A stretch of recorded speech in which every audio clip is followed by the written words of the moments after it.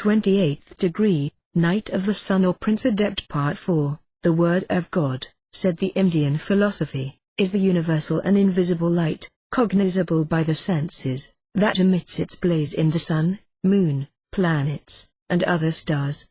Philo calls it the universal light, which loses a portion of its purity and splendor in descending from the intellectual to the sensible world, manifesting itself outwardly from the deity, and the Kabbalah represents that only so much of the infinite light flowed into the circular void prepared for creation within the infinite light and wisdom, as could pass by a canal like a line or thread. The Sephiroth, emanating from the deity, were the rays of his splendor. The Chaldean oracles said, the intellect of the generator, stirred to action, outspoke, forming within itself, by intellection universals of every possible form and fashion, which issued out, flowing forth from the one source. For deity, impersonated as Don Linnean, before fabricating the manifold universe, posited an intellected and unchangeable universal. The impression of the form whereof goes forth through the universe, and that universe formed and fashioned accordingly, becomes visibly beautified in infinitely varying types and forms, the source and fountain whereof is one. Intellectual conceptions and forms from the generative source, succeeding each other, considered in relation to ever-progressing time, and intimately partaking of the primal ether or fire. But yet all these universals and primal types and ideas flowed forth from, and are part of the first source of the generative power, perfect in itself. The Chaldeans termed the supreme deity Ara, father of light. From him was supposed to flow the light above the world, which illuminates the heavenly regions. This light or fire was considered as the symbol of the divine essence, extending itself to inferior spiritual natures.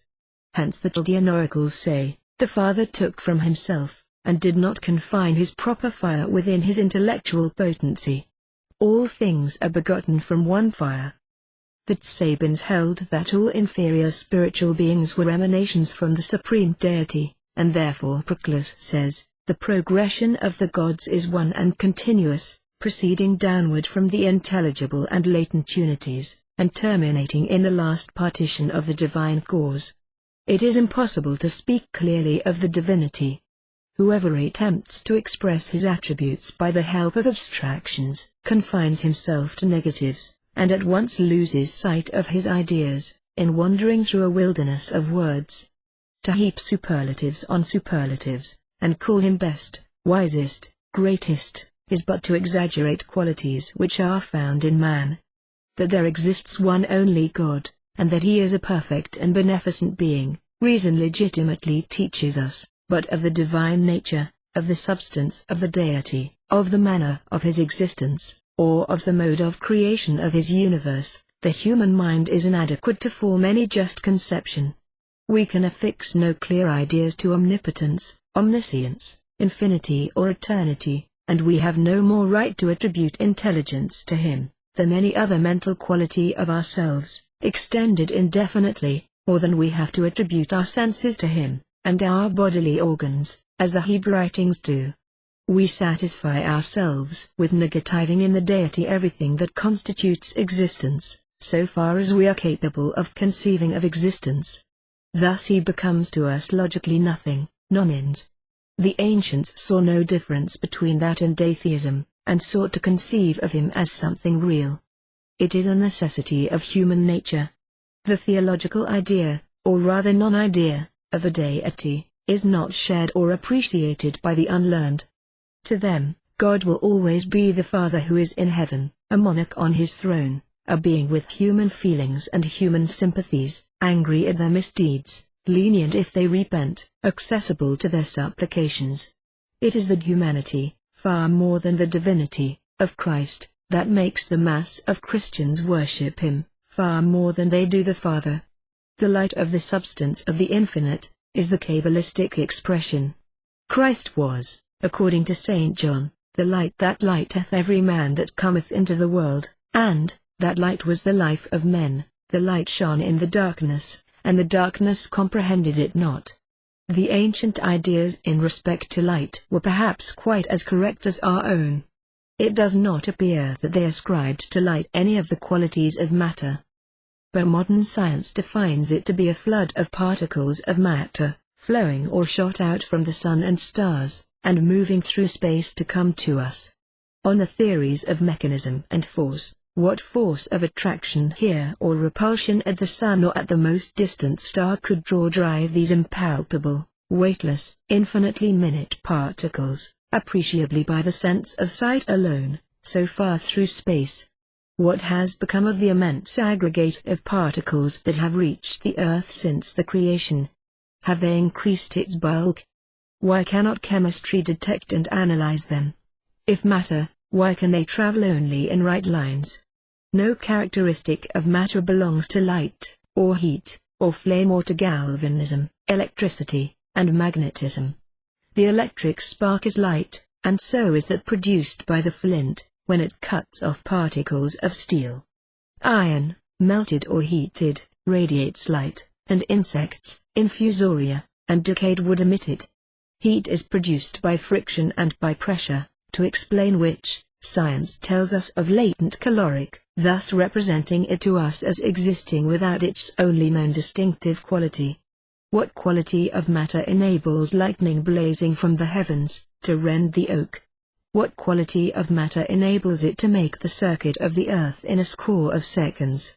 Profoundly ignorant of the nature of these mighty agents of divine power, we conceal our ignorance by words that have no meaning, and we might well be asked why light may not be an effluence from the deity, as has been agreed by all the religions of all the ages of the world. All truly dogmatic religions have issued from the Kabbalah and returned to it. Everything scientific and grand in the religious dreams of all the Illuminati, Jacob Boehme, Swedenborg, Saint Martin, and others, is borrowed from the Kabbalah. All the Masonic associations owe to it their secrets and their symbols. The Kabbalah alone consecrates the alliance of the universal reason and the divine word. It establishes, by the counterpoises of two forces apparently opposite, the eternal balance of being. It alone reconciles reason with faith, power with liberty, science with mystery. It has the keys of the present, the past, and future. The Bible, with all the allegories it contains, expresses, in an incomplete and veiled manner only, the religious science of the Hebrews. The doctrine of Moses and the prophets, identical at bottom with that of the ancient Egyptians, also had its outward meaning and its veils. The Hebrew books were written only to recall to memory the traditions, and they were written in symbols unintelligible to the profane. The Pentateuch and the prophetic poems were merely elementary books of doctrine, morals, or liturgy, and the true secret and traditional philosophy was written afterward, under veils still less transparent. Thus was a second Bible born, unknown to, or rather uncomprehended by, the Christians, a collection, they say, of monstrous absurdities, a monument. The Adept says, wherein is everything that the genius of philosophy and that of religion have ever formed or imagined of the sublime, a treasure surrounded by thorns, a diamond concealed in a rough dark stone. One is filled with admiration, on penetrating into the sanctuary of the Kabbalah, at seeing a doctrine so logical, so simple, and at the same time so absolute. The necessary union of ideas and signs, the consecration of the most fundamental realities by the primitive characters, the trinity of words, letters, and numbers, a philosophy simple as the alphabet, profound and infinite as the word, theorems more complete and luminous than those of Pythagoras, a theology summed up by counting on one's fingers, an infinite which can be held in the hollow of an infant's hand, 10 ciphers, and 22 letters, a triangle, a square, and a circle. These are all the elements of the Kabbalah. These are the elementary principles of the written word, reflection of that spoken word that created the world. This is the doctrine of the Kabbalah, with which you will no doubt seek to make yourself acquainted, as to the creation. The absolute deity, with the Kabbalists, has no name. The terms applied to him are or passat, the most simple, or pure, light, called En Sophie, or infinite, before any emanation. For then there was no space or vacant place, but all was infinite light. Before the deity created any ideal, any limited and intelligible nature, or any form whatever. He was alone, and without form or similitude, and there could be no cognition or comprehension of him in any wise.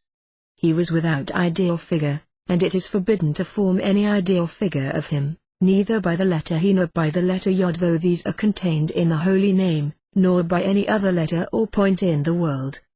But after he created this idea, this limited and existing in intellection nature, which the 10 numerations, Sephirith or rays are, of the medium, the first man Adam Kadmon, he descended therein, that, by means of this idea, he might be called by the name Tetragrammaton, that created things might have cognition of him, in his own likeness.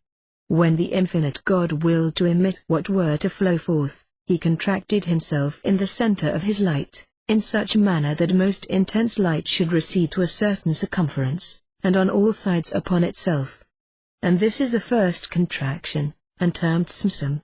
Adam Kadmon, the primal or first man, is the first Azaluthic emanant from the infinite light, emitted into the evacuated space, and from which, afterward, all the other degrees and systems had their beginnings. It is called the Adam prior to all the first. In it are imparted 10 spherical numerations, and thereafter issued forth the rectilinear figure of a man in his Sephirithic decade, as it were the diameter of the said circles, as it were the axis of these spheres, reaching from their highest point to their lowest, and from it depend all the systems. But now, as the infinite light would be too excellent and great to be borne and endured, except through the medium of this Adam Kadmon, its most secret nature preventing this, its illuminating light had again to emanate in streams out of itself, by certain apertures, as it were, like windows, and which are termed the ears, eyes, nostrils, and mouth. The light proceeding from this Adam Kadmon is indeed but one, but in proportion to its remoteness from the place of outflowing, and to the grades of its descent, it is more dense. From the word Atzel, to emanate or flow forth, comes the word Atziluth or Azaluth, emanation, or the system of immanence. When the primal space was evacuated, the surrounding light of the infinite, and the light emitted into the void, did not touch each other, but the light of the infinite flowed into that void through a line or certain slender canal, and that light is the emanative and emitting principle, or the outflow and origin of emanation, but the light within the void is the eminent subordinate, and the two cohere only by means of the aforesaid line. Azaluth means specifically and principally the first system of the 4 Olamuth, worlds or systems, which is thence called the Azaluthic world. The 10 Sephirith of the general Azaluthic system are 10 Nekidoth or points. Ein Sof, or Ein Sof, is the title of the cause of causes, its meaning being endless, because there is no limit to its loftiness, and nothing can comprehend it. Sometimes, also, the name is applied to Kether, or the crown, the first emanation, because that is the throne of the infinite, that is, its first and highest seat, than which none is higher, and because Ein Sof resides and is concealed therein, hence it rejoices in the same name. Before that anything was, says the Imkamelich, he, of his mere will, proposed to himself to make worlds. But at that time there was no vacant space for worlds, but all space was filled with the light of his substance, which he had with fixed limits placed in the center of himself, and of the parts whereof, and wherein, he was thereafter to effect a folding together. What then did the Lord of the Will, that most perfectly free agent, do? By his own estimation, he measured off within his own substance the width and length of a circular space to be made vacant, and wherein might be posited the worlds aforesaid, and of that light which was included within the circle so measured, he compressed and folded over a certain portion. And that light he lifted higher up, and so a place was left unoccupied by the primal light. But yet was not this space left altogether empty of that light, for the vestiges of the primal light still remained in the place where itself had been, and they did not recede therefrom.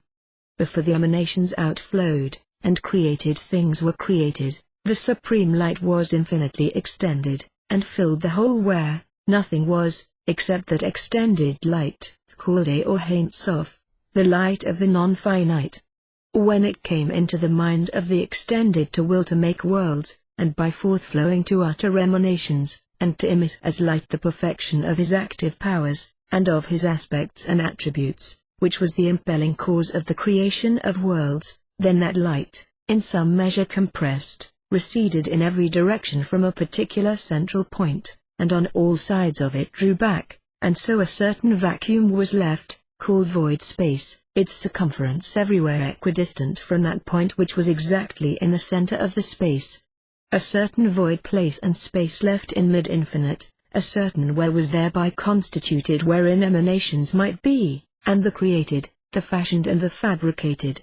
This world of the garmenting, this circular vacant space, with the vestiges of the withdrawn light of the infinite yet remaining, is the inmost garment, nearest to his substance, and to it belongs the name Aorpanial, light of the countenance of God. An interspace surrounds this great circle, established between the light of the very substance, surrounding the circle on its outside, and the substance contained within the circle. This is called splendor excelsis, in contradistinction to simple splendor. This light, of the vestige of the garment, is said to be relatively to that of the vestige of the substance, like a point in the center of a circle.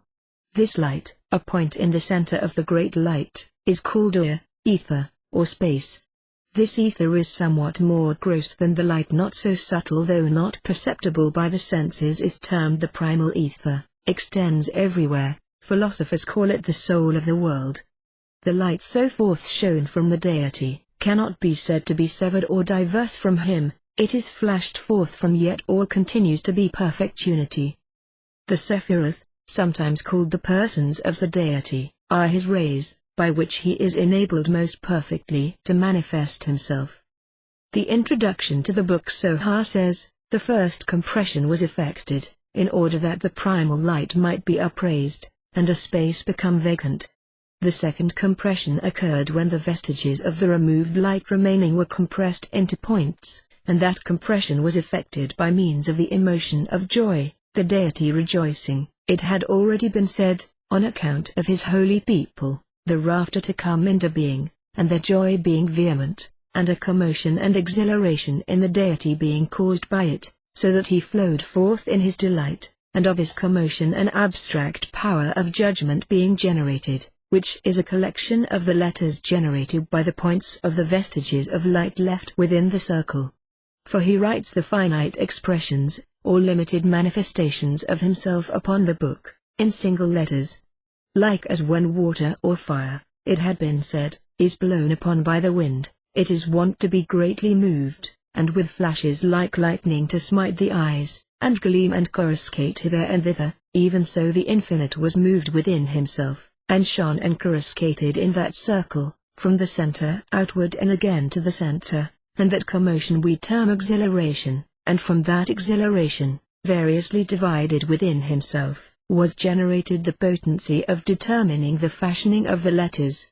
Of that exhilaration, it had also been said, was generated the determination of forms, by which determination the infinite determined them within himself, as if by saying, let this sphere be the appointed place, wherein let all worlds be created. He, by radiating and coruscating, effected the points, so that their sparkling should smite the eyes like lightning. Then he combined diversely the single points, until letters were fashioned thereof, in the similitude and image of those wherewith the blessed had set forth the decrees of his wisdom. It is not possible to attain to an understanding of the creation of man, except by the mystery of letters, and in these worlds of the infinite is nothing, except the letters of the alphabet and their combinations. All the worlds are letters and names, but he who is the author of all, has no name. This world of the covering, or garment vestimenti, that is, the circular vacant space, with the vestiges of the removed light of the infinite still remaining after the first contraction and compression, is the inmost covering, nearest to his substance, and to this covering belongs the general name or penial, light of the countenance of God, by which we are to understand the light of the substance. And after this covering was effected, he contracted it, so as to lift up the lower moiety. And this is the third contraction, and in this manner he made vacant a space for the worlds, which had not the capacity to use the great light of the covering, the end whereof was lucid and excellent as its beginning. And so, by drawing up the lower half and half the letters, are made the male and female, that is, the anterior and posterior adhering mutually to one another. The vacant space effected by this retraction is called Kadmon, the primal space, for it was the first of all spaces, nor was it allowable to call it covering, which is Penibal, the light of the countenance of God. The vestiges of the light of the garment still remained there. And this world of the garment has a name that includes all things, which is the name Ma. Before the world of the vacant space was created, he was, and his name, and they alone, that is, Ein Sof and his garmenting. The Imkamalach says again, the lower half of the garment, by the third retraction, was left empty of the light of the garment. The vestiges of that light remained in the place so vacated. And this garment is called Shekinah, God indwelling, that is, the place where Yod-He, of the anterior, or male, and Vav-He, of the posterior, or female, combinations of letters dwelt.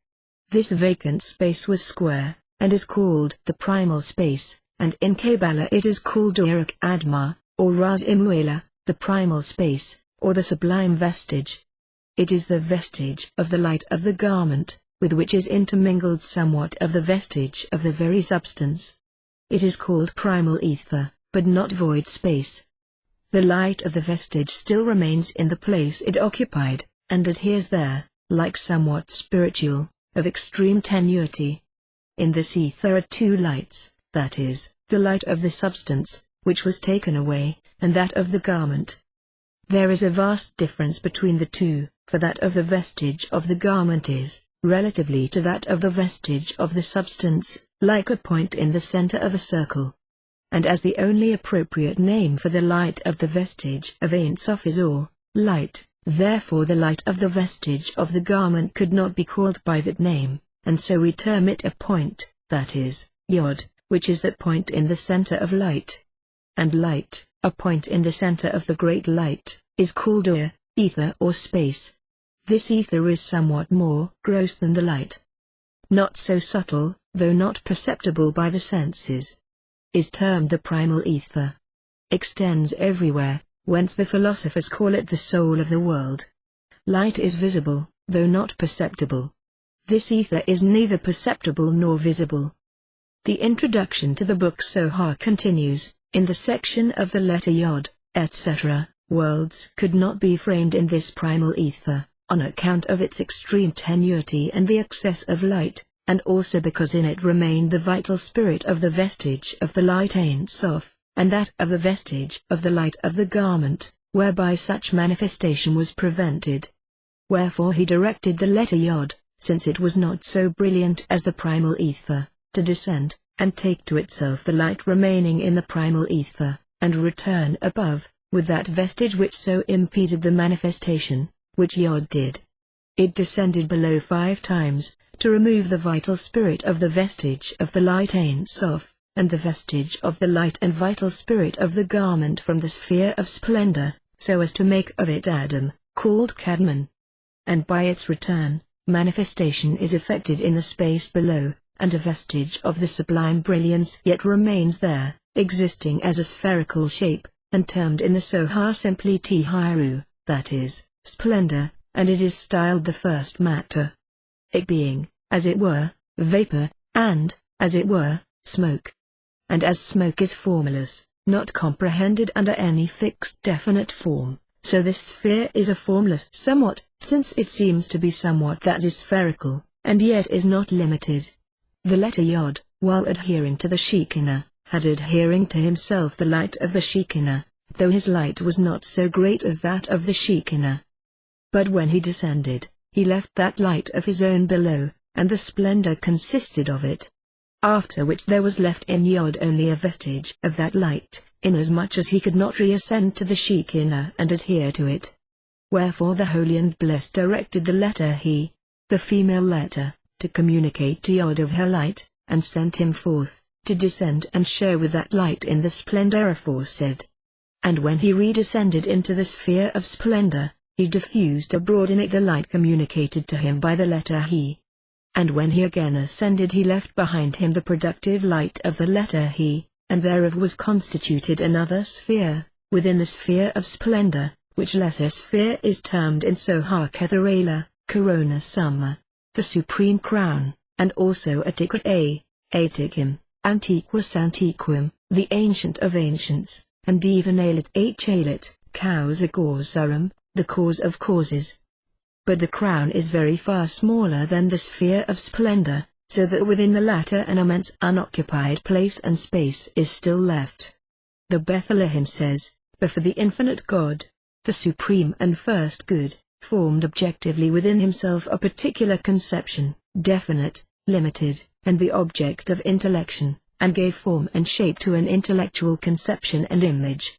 He was alone, companionless, without form or similitude, utterly without ideal or figure. It is forbidden to make of him any figure whatever, by any image in the world, neither by the letter He nor by the letter Yod, nor by any other letter or point in the world. But after he had formed this idea, the particular conception limited and intelligible, which the 10 numerations are, of the medium of transmission, Adam Kadmon, the primal or supreme man, he by that medium descended, and may, through that idea, be called by the name A, and so created things have cognizance of him, by means of his proper likeness.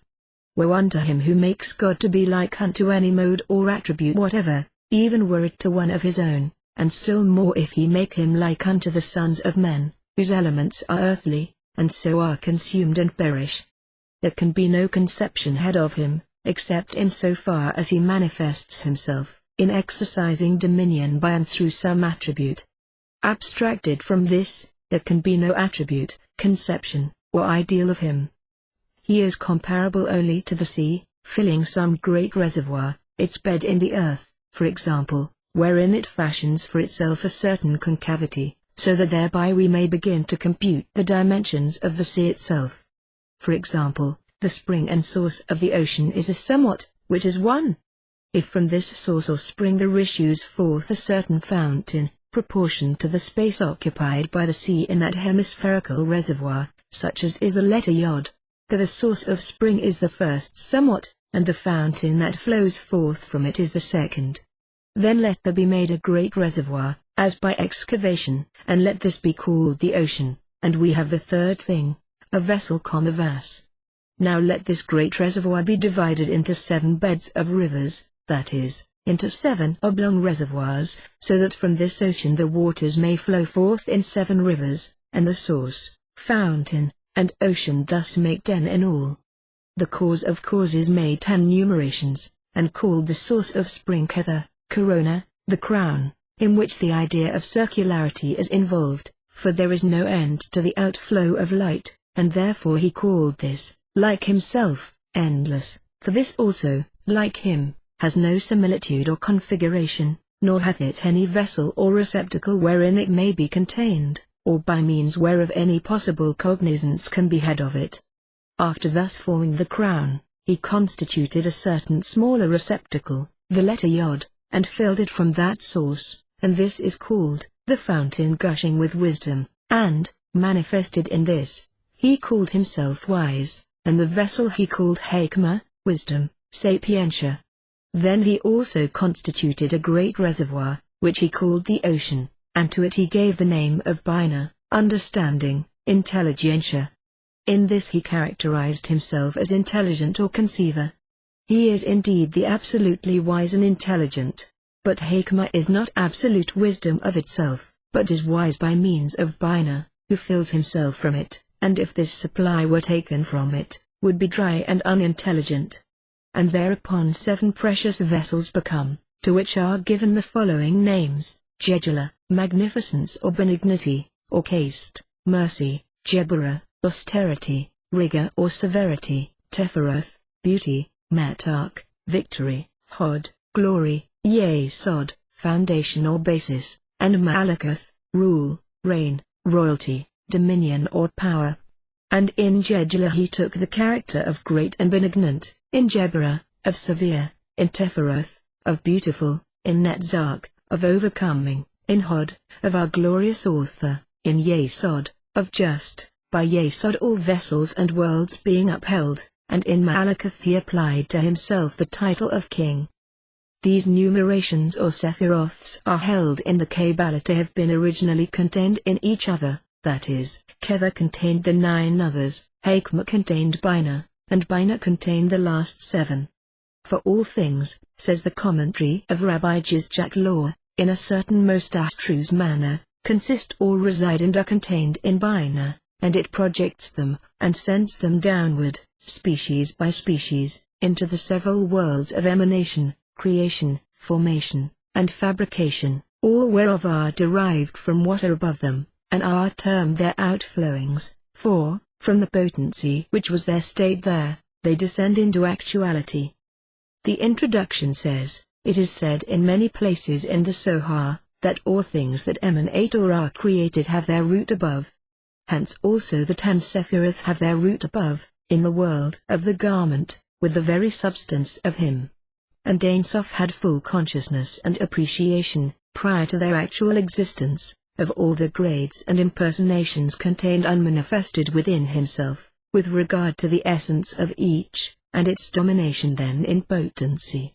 When he came to the Sephirah of the impersonation Malakath, which he then contained hidden within himself, he concluded within himself that therein worlds should be framed, since the scale of the first 9 Sephiroths was so constituted, that it was neither fit nor necessary for worlds to be framed from them, for all the attributes of these 9 superior Sephiroth could be assigned to himself, even if he should never operate outwardly, but Malakath, which is empire or dominion, could not be attributed to him, unless he ruled over other existences, whence from the point Malakath he produced all the worlds into actuality.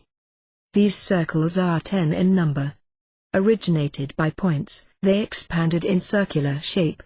10 circles, under the mystery of the 10 Sephiroth, and between them 10 spaces, whence it appears that the sphere of splendor is in the center of the space Malakath of the first occult Adam.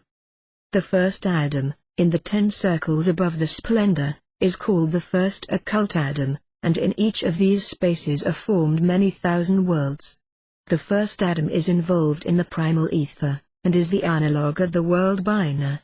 Again the introduction repeats the first and second descent of Yod into the vacated space, to make the light the less great and subtle, the constitution of the Tihiru, splendor, from the light left behind there by him, the communication of light to him by the female letter He, the emission by him of that light, within the sphere of splendor, and the formation thereof, within the sphere, of a certain sphere called the Supreme Crown, Corona Summa, Kether, wherein were contained, in potence, all the remaining numerations, so that they were not distinguishable from it.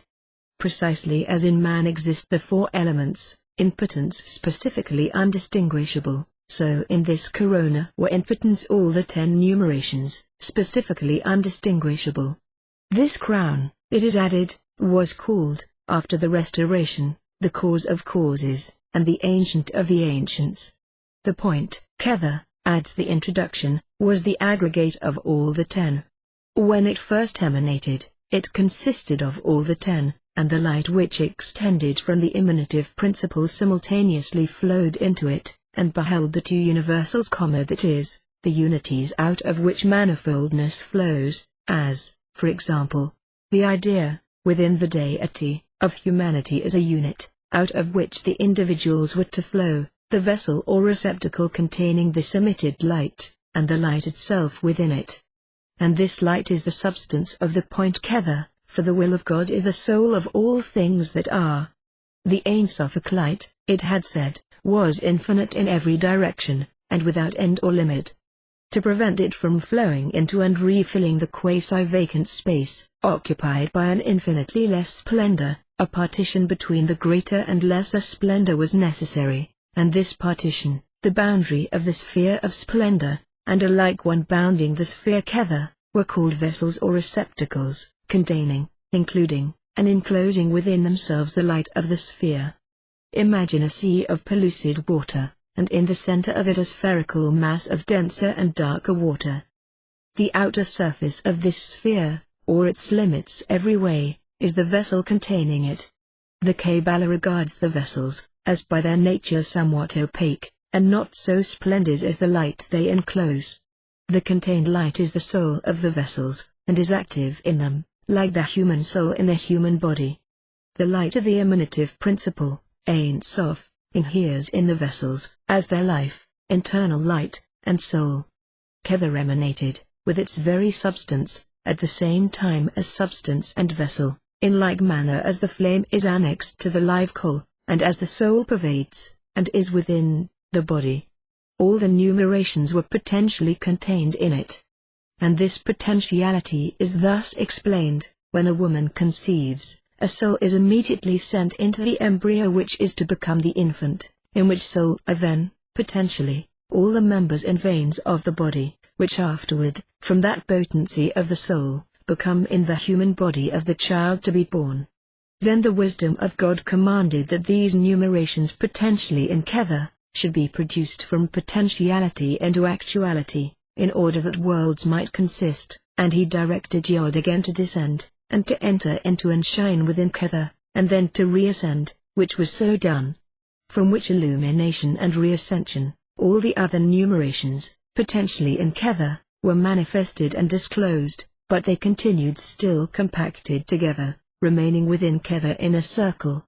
When God willed to produce the other emanations or numerations from Kether, it is added, he sent Yod down again, to the upper part of Kether, one half of him to remain without and one half to penetrate within the sphere of Kether.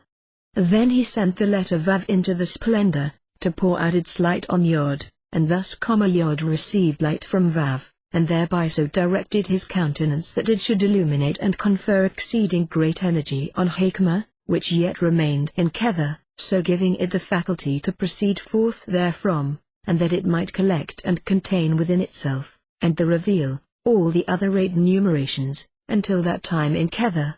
The sphere of Kether opened, and thereout issued Hakma, to remain below Kether, containing in itself all the other numerations. By a similar process, Bina, illuminated within Hakma by a second Yod, issued forth out of Hakma, having within itself the 7 lower numerations.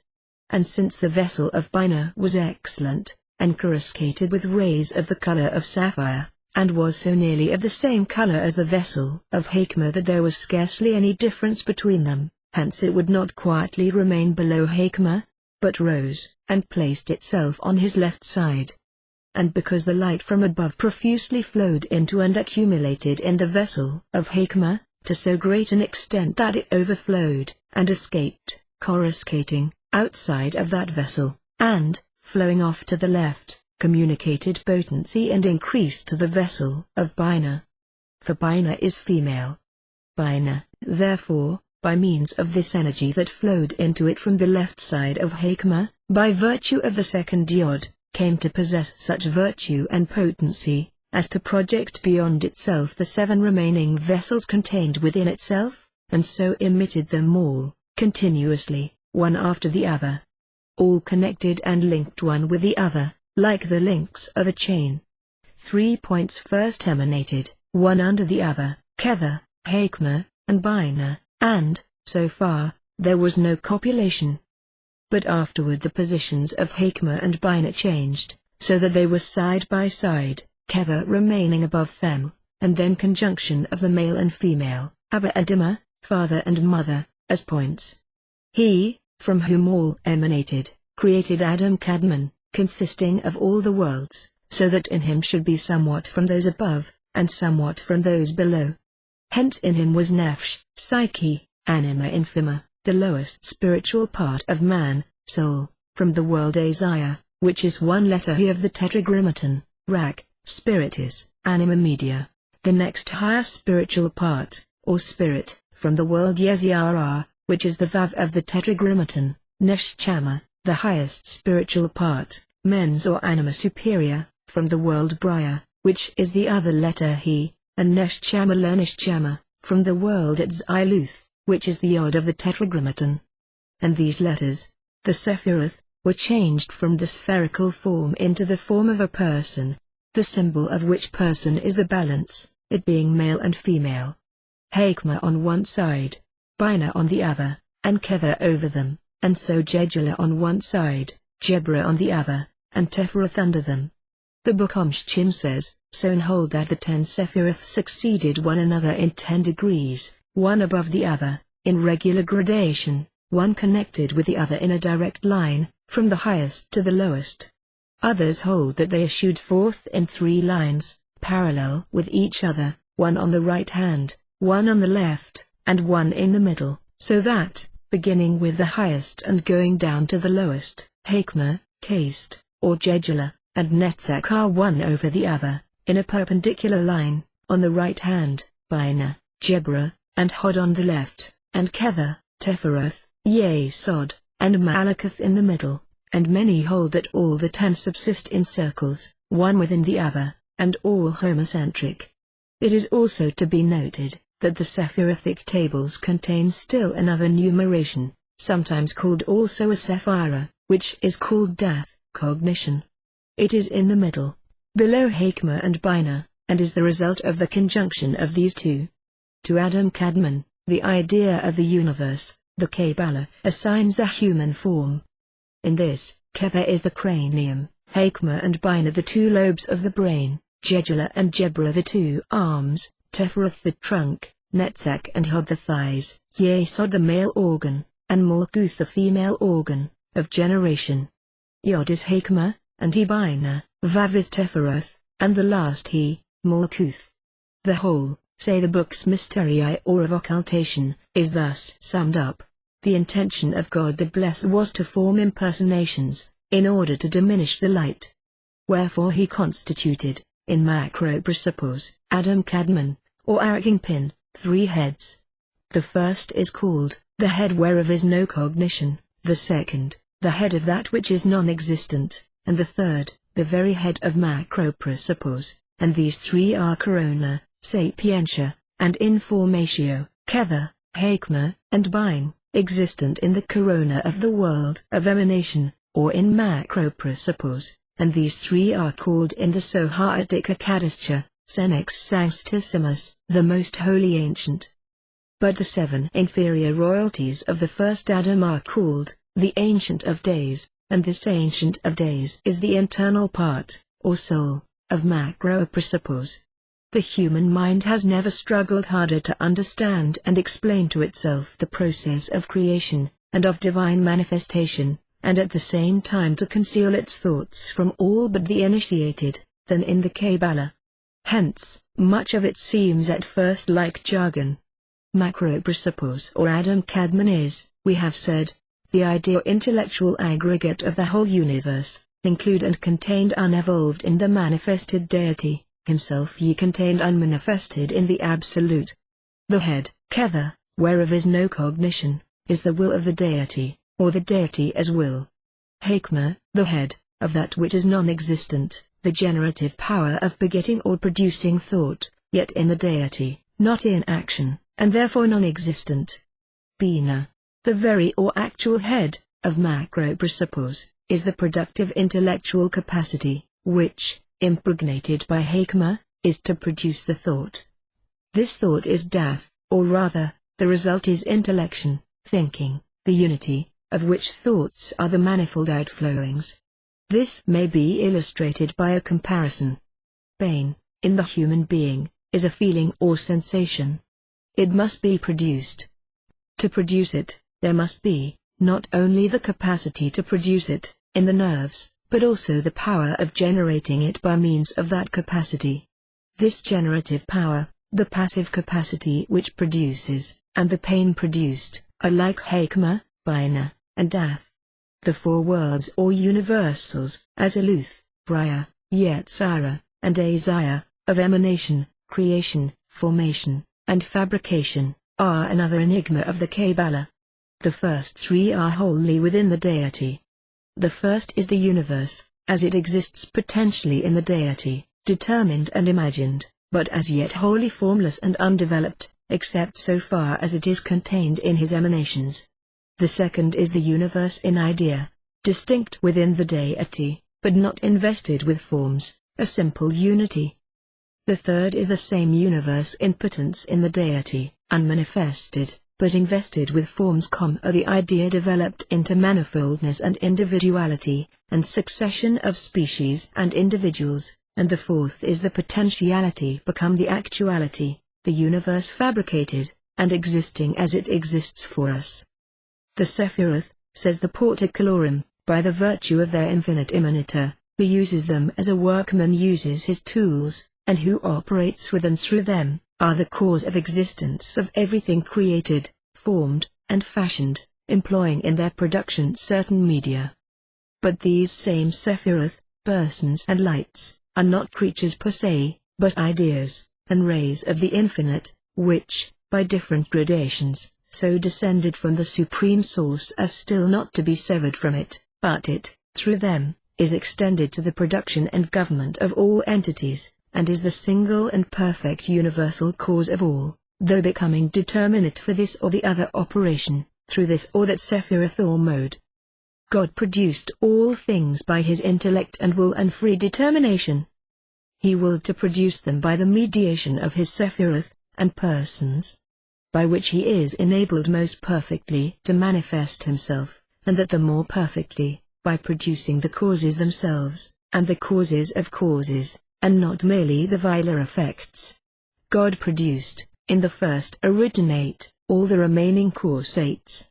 For, as he himself is most simply one, and from one simple being one only can immediately proceed, hence it results that from the first supreme infinite unity flowed forth at the same time all and one. One, that is, in so far as flowing from the most simple unity, and being like unto it, but also all, in so far as, departing from that perfect singleness which can be measured by no other singleness, it became, to a certain extent, manifold, though still absolute and perfect. Emanation, salves the same, is the resulting displayed from the unresulting, the finite from the infinite, the manifold and composite from the perfect single and simple, potentiality from that which is infinite power and act, the mobile from that which is perennially permanent, and therefore in a more imperfect and diminished mode than his infinite perfection is. As the first cause is all things, in an unresulting and infinite mode, so the entities that flow from him are the first causes, in a resulting and finite mode. The necessary entity, subsisting of itself, as it cannot be dissevered into the manifold, yet becomes, as it were, multiplied in the causates, in respect of their nature, or of the subsistences, vessels, and openings assigned to them, whereby the single and infinite essence, being enclosed or comprehended in these limits, bounds, or externalnesses, takes on itself definiteness of dimension, and becomes itself manifold, by the manifoldness of these envelopes. As man, the unit of humanity, is a microcosm, so Adam Kadmon is a macrocosm, containing all the causates of the first cause. As the material man is the end and completion of all creation, so in the divine man is the beginning thereof. As the inferior Adam receives all things from all, so the superior Adam supplies all things to all. As the former is the principle of reflected light, so the latter is of direct light. The former is the terminus of the light, descending, the latter its terminus, ascending. As the inferior man ascends from the lowest matter even to the first cause, so the superior Adam descends from the simple and infinite act, even to the lowest and most attenuated potence. The ternary is the bringing back of duality to unity. The ternary is the principle of number, because, bringing back the binary to unity, it restores to it the same quantity whereby it had departed from unity. It is the first odd number, containing in itself the first even number and the unit, which are the father and mother of all numbers, and it has in itself the beginning, middle, and end. Now, Adam Kadmon emanated from the absolute unity, and so is himself a unit. But he also descends and flows downward into his own nature, and so is duality. Again, he returns to the unity, which he hath in himself, and to the highest, and so is the ternary and quaternary. And this is why the essential name has 4 letters, 3 different ones, and one of them once repeated, since the first he is the wife of the Yod, and the second he is the wife of the Vav. Those media which manifest the first cause, in himself profoundly hidden, are the Sephiroth, which emanate immediately from that first cause, and by its nature have produced and do control all the rest. These Sephiroth were put forth from the one first and simple, manifesting his infinite goodness. They are the mirrors of his truth, and the analogues of his supremest essence, the ideas of his wisdom, and the representations of his will, the receptacles of his potency, and the instruments with which he operates, the treasury of his felicity, the dispensers of his benignity, the judges of his kingdom, and reveal his law, and finally, the denominations, attributes, and names of him who is above all and the cause of all. The 10 categories, wherein all things are contained, the universal genera, which in themselves include all things, and utter them outwardly. The second causes, whereby the first cause effects, preserves, and governs all things. The rays of the divinity, whereby all things are illumined and manifested. The forms and ideas and species, out whereof all things issue forth. The souls and potencies, whereby essence, life, and movement are given to all things. The standard of times, whereby all things are measured. The incorporeal spaces which, in themselves, hold and enclose the universe. The supernal monads to which all manifolds are referred, and through them to the one and simple, and finally the formal perfections, flowing forth from and still connected with the one eminent limitless perfection, are the causes of all dependent perfections, and so illuminate the elementary intelligences, not adjoined to matter, and the intellectual souls, and the celestial, elemental and element-produced bodies. The Idra says, he the most holy hidden eldest, separates himself, and is ever more and more separated from all that are, nor yet does he in very deed separate himself, because all things cohere with him and he with all. He is all that is, the most holy eldest of all, the occult by all possible occultations. When he takes shape, he produces 9 lights, which shine forth from him, from his outforming. And those lights outshine from him and emit flames, and go forth and spread out on every side, as from one elevated lamp the rays are poured forth in every direction, and these rays thus diverging, are found to be, when one approaching has cognizance of them, but a single lamp. The space in which to create is fixed by the most holy ancient, and illuminated by his inflowing, which is the light of wisdom, and the beginning from which manifestation flows. And he is conformed in 3 heads, which are but one head, and these 3 are extended into microprinciples, and from them shines out all that is. Then this wisdom instituted investiture with form, whereby the unmanifested and informous became manifested, putting on form, and produced a certain outflow. When this wisdom is thus expanded by flowing forth, then it is called, Father of Fathers, the whole universe of things being contained and comprehended in it. This wisdom is the principle of all things, and in it beginning and end are found. The Book of the Abstruse, says the Cipher de Zenata, is that which describes the equilibrium of the balance. Before the balance was, face did not look toward face. And the commentary on it says, the scales of the balance are designated as male and female. In the spiritual world evil and good are in equilibrio, and it will be restored, when of the evil good becomes, until all is good. Also this other world is called the world of the balance. For, as in the balance are 2 scales, one on neither side and the beam and needle between them, so too in this world of restoration, the numerations are arranged as distinct persons. For Hakma is on the right hand, on the side of Jedula, and Bina on the left, on the side of Jedra, and together is the beam of the balance above them in the middle. So Jedula or Caste is on one hand, and Jebra on the other, and under these Tepharoth, and Netzach is on one side, and Hod on the other, and under these Yesod. The supreme crown, which is the ancient most holy, the most hidden of the hidden, is fashioned, within the occult wisdom, of both sexes, male and female. Bakma, and Bina, the mother, whom it impregnates, are quantitatively equal. Wisdom and the mother of intellection go forth at once and dwell together, for when the intellectual power emanates, the productive source of intellection is included in him. Before Adam Kadmon was fashioned into male and female, and the state of equilibrium introduced, the father and mother did not look each other in the face, for the father denotes most perfect love, and the mother most perfect trigger, and she averted her face. There is no left, female, says the Idara, in the ancient and hidden one, but his totality is right, male. The totality of things is he, and he is hidden on every side.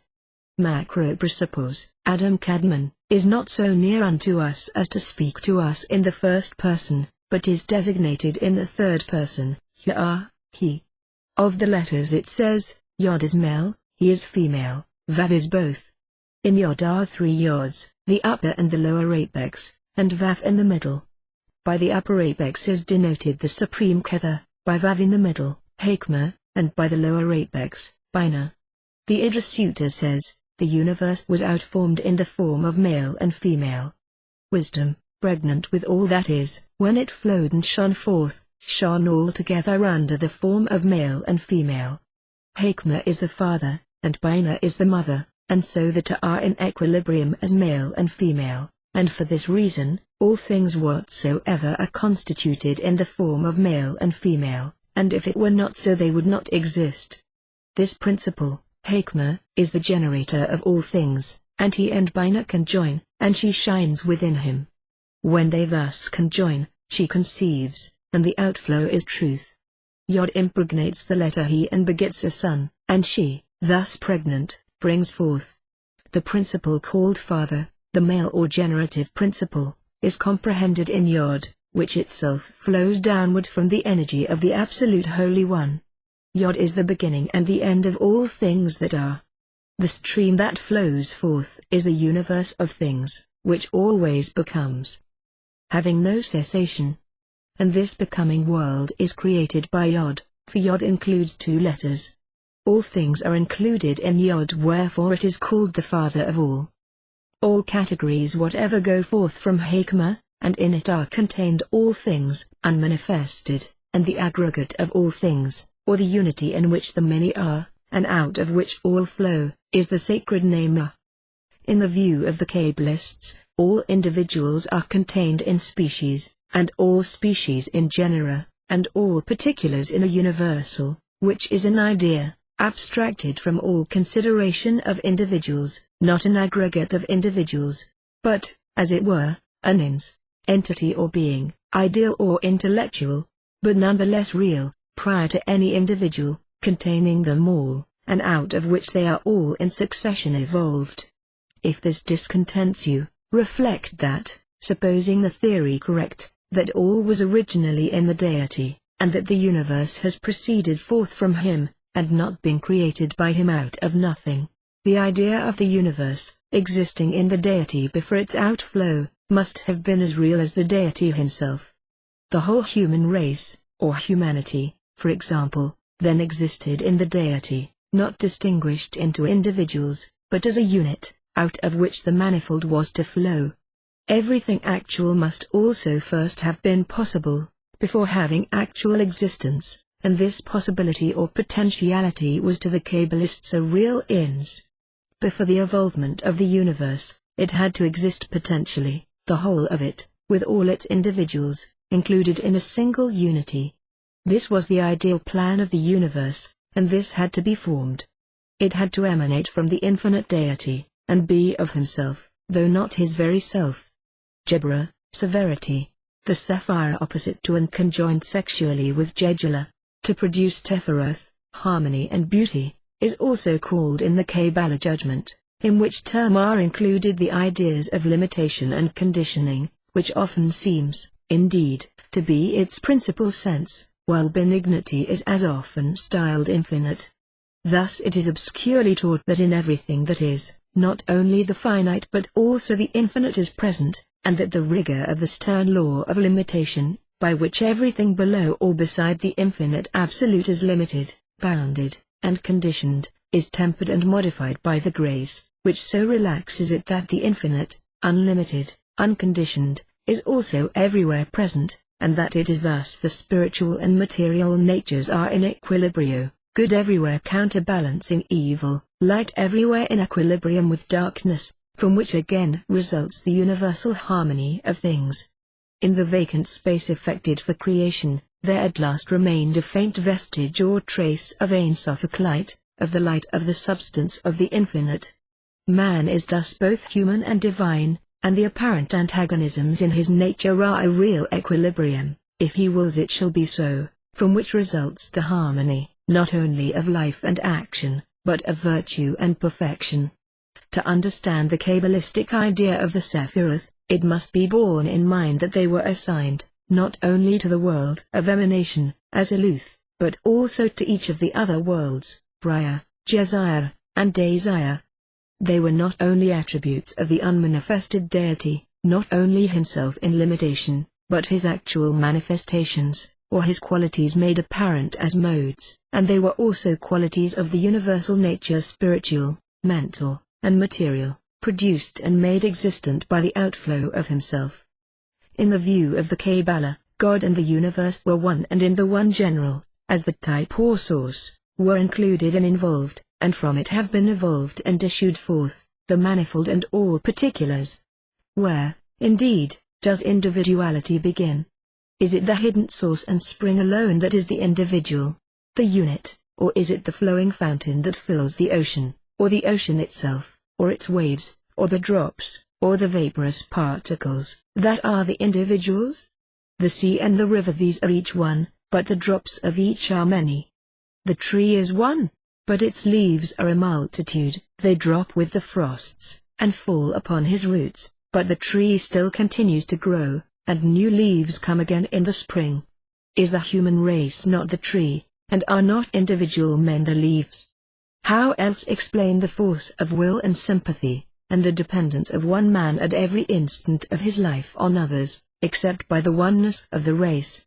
The links that bind all created things together are the links of a single unity, and the whole universe is one, developing itself into the manifold. Obtuse commentators have said that the Kabbalah assigns sexual characteristics to the very deity.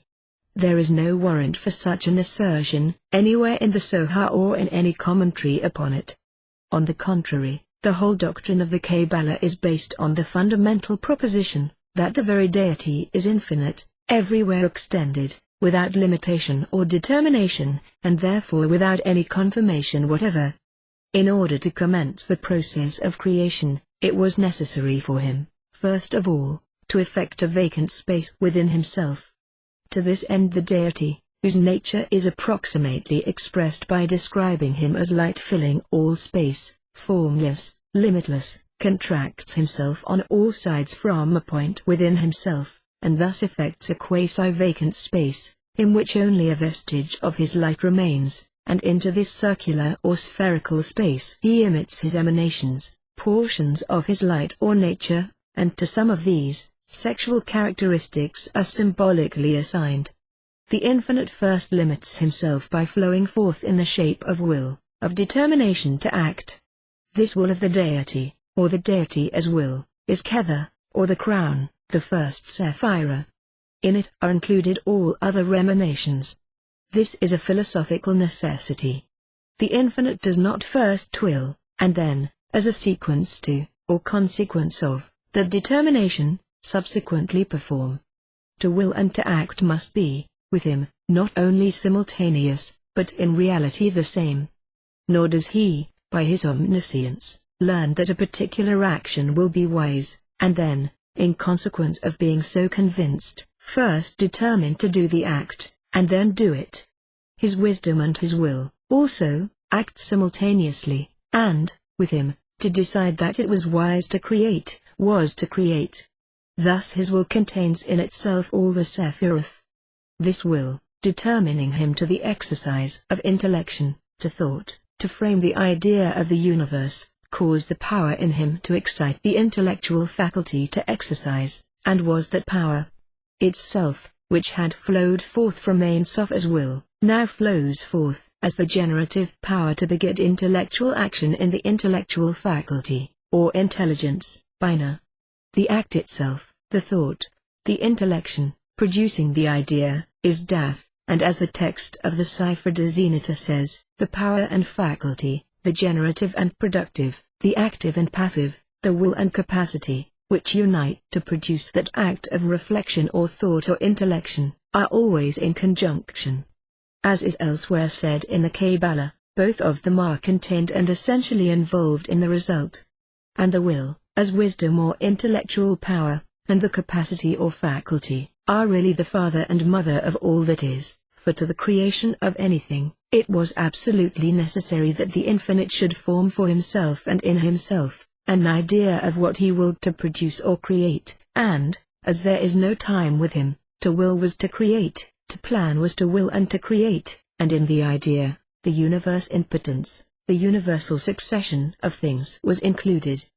Henceforward all was merely evolution and development. Netzach and Hod, the seventh and eighth Sephiroth, are usually called in the Kabbalah, victory and glory. Netzach is the perfect success, which, with the deity, to whom the future is present, attends, and to his creatures is to result, from the plan of equilibrium everywhere adopted by him. It is the reconciliation of light and darkness, good and evil, free will and necessity, God's omnipotence and man's liberty, and the harmonious issue and result of all, without which the universe would be a failure. It is the inherent perfection of the deity, manifested in his idea of the universe, and in all the departments or worlds, spiritual, mental, or material, of that universe.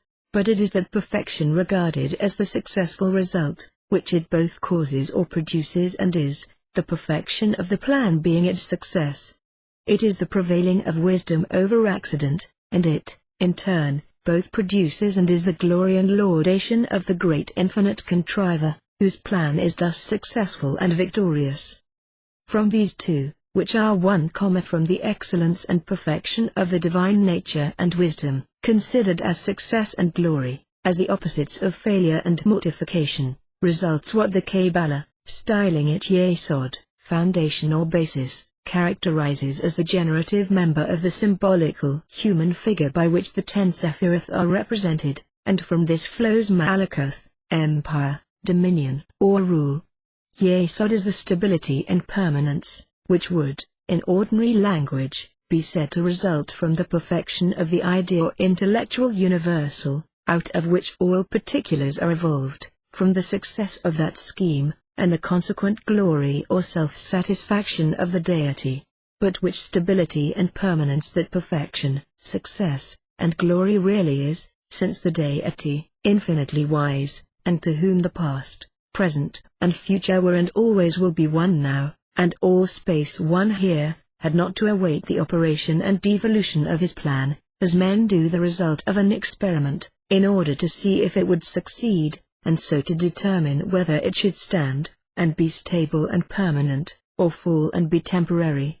Its perfection was its success, his glory, its permanence and stability, and the attributes of permanence and stability belong, like the others, to the universe, material, mental, spiritual, and real, beguiles and as they belong to the Infinite himself. This stability and permanence causes continuance and generates succession. It is perpetuity, and continuity without solution, and by this continuous succession, whereby out of death comes new life, out of dissolution and resolution comes reconstruction, necessity and fatality result as a consequence, that is to say, the absolute control and dominion, Malakuth, of the infinite deity over all that he produces, and over chance and accident, and the absolute non-existence in the universe, in time and in space, of any other powers or influences than those which, proceeding from him, are and cannot not be perfectly submissive to his will. This results, humanly speaking, but in reality, the perfection of the plan, which is its success, his glory, and its stability, is also his absolute autocracy, and the utter absence of chance, accident, or antagonism. And, as the infinite wisdom or absolute reason rules in the divine nature itself, so also it does in its emanations, and in the worlds or systems of spirit, soul, and matter, in each of which there is as little chance or accident or unreasoning fate, as in the divine nature unmanifested. This is the Kabbalistic theory as to each of the four worlds. First, of the divine nature, or divinity itself, quantitatively limited and determined, but not manifested into entities, which is the world of emanation. 2d, of the first entities, that is, of spirits and angels, which is the world of creation. 3d, of the first forms, souls, or psychical natures, which is the world of formation or fashioning, and, 4th, of matter and bodies, which is the world of fabrication, or, as it were, of manufacture. In each of these the deity is present, as, in, and through the 10 Sephiroth. First of these, in each, is Kether, the crown, ring, or circlet, the head. Next, in that head, as the 2 hemispheres of the brain, are Hakma and Bina, and their result and progeny, Death. These 3 are found also in the spiritual world, and are universals in the psychical and material world, producing the lower Sephiroth. Then follow, in perfect equilibrium, law and equity, justice and mercy, the divine infinite nature and the human finite nature, good and evil, light and darkness, benignity and severity. The male and the female again, as Hakma and Bina are, mutually tempering each other, and by their intimate union producing the other Sephiroth. The whole universe, and all the succession of entities and events were present to the infinite, but for any act of creation, and his benignity and leniency, tempering and qualifying the law of rigorous justice and inflexible retribution, enabled him to create, because, but for it, and if he could not but have administered the strict and stern law of justice, that would have compelled him to destroy, immediately after its inception, the universe he purposed to create, and so would have prevented its creation. This leniency, therefore, was, as it were, the very essence and quintessence of the permanence and stability of the plan of creation, and part of the very nature of the deity. The Kabbalah, therefore, designates it as light and whiteness, by which the very substance of deity is symbolized. With this agree Paul's ideas as to law and grace, for Paul had studied the Kabbalah at the feet of Gamaliel the rabbi.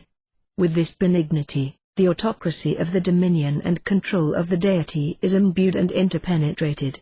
The former, poured, as it were, into the latter, is an integral and essential part of it, and causes it to give birth to the succession and continuance of the universe. For Malakuth, in the Kabbalah, is female, and the matrix or womb out of which all creation is born. The Sephiroth may be arranged as on page 770. The Kabbalah is the primitive tradition, and its entirety rests on the single dogma of magism: the visible is for us the proportional measure of the invisible. The ancients, observing that equilibrium is in physics the universal law, and that it results from the apparent opposition of 2 forces, concluded from the physical to the metaphysical equilibrium, and thought that in God, that is to say, in the first living and active cause, 2 properties necessary to each other should be recognized: stability and movement, necessity and liberty, order dictated by reason and the self-rule of supreme will, justice, and love, and consequently severity and grace, mercy or benignity. The idea of equilibrium among all the impersonations, of the male on one side, and the female on the other, with the supreme will, which is also the absolute reason, above each 2, holding the balance, is, according to the Kabbalah, the foundation of all religions and all sciences, the primary and immutable idea of things. The Sephiroth are a triple triangle and a circle, the idea of the ternary explained by the balance and multiplied by itself in the supremacy and absolute control of the divine will in all things, domain of the ideal. Then the realization of this idea in forms. Unity can only be manifested by the binary. Unity itself and the idea of unity are already 2. The human unity is made complete by the right and left. The primitive man was of both sexes. The divinity, one in its essence, has 2 essential conditions as fundamental bases of its existence: necessity and liberty. The laws of the supreme reason necessitate and regulate liberty in God, who is necessarily reasonable and wise. Knowledge supposes the binary. An object known is indispensable to the being that knows. The binary is the generator of society and the law. It is also the number of the gnosis, a word adopted in lieu of science, and expressing only the idea of cognizance by intuition. It is unity, multiplying itself by itself to create, and therefore it is that the sacred symbols make Eve issue from the very chest of Adam. Adam is the human tetragram, which is summed up in the mysterious Yod of the Kabbalah, image of the Kabbalistic phallus. Add to this Yod, the ternary name of Eve, and you form the name of Jehovah, the divine tetragram, the transcendent Kabbalistic and magical word. Thus it is that unity, complete in the fecundity of the ternary, forms, with it, the quaternary, which is the key of all numbers, movements, and forms. The square, turning upon itself, produces the circle equal to itself, and the circular movement of 4 equal angles turning around one point, is the quadrature of the circle. The binary serves as a measure for unity, and the relation of equality between the above and the below, forms with them the ternary. To us, creation is mechanism, to the ancients it was generation. The world producing egg figures in all cosmogonies, and modern science has discovered that all animal production is oviparous. From this idea of generation came the reverence everywhere paid the image of generative power, which formed the staros of the Gnostics, and the philosophical cross of the Masons. Aleph is the man, Beth is the woman. 1 is the principle, 2 is the word. A is the active, B is the passive. Unity is Boaz, and the binary is Jichin. The 2 columns, Boaz and Jichin, explain in the Kabbalah all the mysteries of natural, political, and religious antagonism. Woman is man's creation, and universal creation is the female of the first principle. When the principle of existence made himself creator, he produced by emanation an ideal Yod, and to make room for it in the plenitude of the uncreated light, he had to hollow out a pit of shadow, equal to the dimension determined by his creative desire, and attributed by him to the ideal Yod of radiating light. The nature of the active principle is to diffuse, of the passive principle, to collect and make fruitful. Creation is the habitation of the Creator Word. To create, the generative power and productive capacity must unite, the binary become unity again by the conjunction. The Word is the first begotten, not the first created Son of God. Sanctus Sanctis, we repeat again, the holy things to the holy, and to him who is so, the mysteries of the Kabbalah will be holy. Seek and ye shall find, say the Scriptures, knock and it shall be opened unto you. If you desire to find and to gain admission to the sanctuary, we have said enough to show you the way. If you do not, it is useless for us to say more, as it has been useless to say so much. The Hermetic philosophers also drew their doctrines from the Kabbalah, and more particularly from the treatise Bethlehem or Domesday, known as the Pneumatica Kabbalistica, of Rabbi Abraham Cohen Arira, and the treatise De Revolutione Ibisanimarum of Rabbi Yitzchak Law. This philosophy was concealed by the alchemists under their symbols, and in the jargon of a rude chemistry, a jargon incomprehensible and absurd except to the initiates, but the key to which is within your reach, and the philosophy, it may be, worth studying. The labors of the human intellect are always interesting and instructive. To be always rich, always young, and never to die, such has been in all times the dream of the alchemists. To change into gold, lead, mercury, and all the other metals, to possess the universal medicine and elixir of life, such is the problem to be resolved, in order to accomplish this desire and realize this dream. Like all the mysteries of magism, the secrets of the great work have a threefold signification. They are religious, philosophical, and natural. The philosophical gold, in religion, is the absolute and supreme reason. In philosophy, it is the truth, invisible nature, the sun, in the subterranean and mineral world, the most perfect and pure gold. It is for this that the pursuit of the great work is called the search for the absolute, and the work itself, the work of the Sunday. All the masters of the science admit that it is impossible to attain the material results, unless there are found in the two higher degrees all the analogies of the universal medicine and of the philosophical stone. Then, they say, the work is simple, easy, and inexpensive, otherwise, it consumes fruitlessly the fortune and lives of the seekers. The universal medicine for the soul is the supreme reason and absolute justice, for the mind, mathematical and practical truth, for the body, the quintessence, a combination of light and gold. The prima materia of the great work, in the superior world, is enthusiasm and activity, in the intermediate world, intelligence and industry, in the lower world, labor, and, in science, it is the sulfur, mercury, and salt, which by turns volatilized and fixed, compose the oath of the sages. The sulfur corresponds with the elementary form of the fire, mercury with the air and water, and salt with the earth.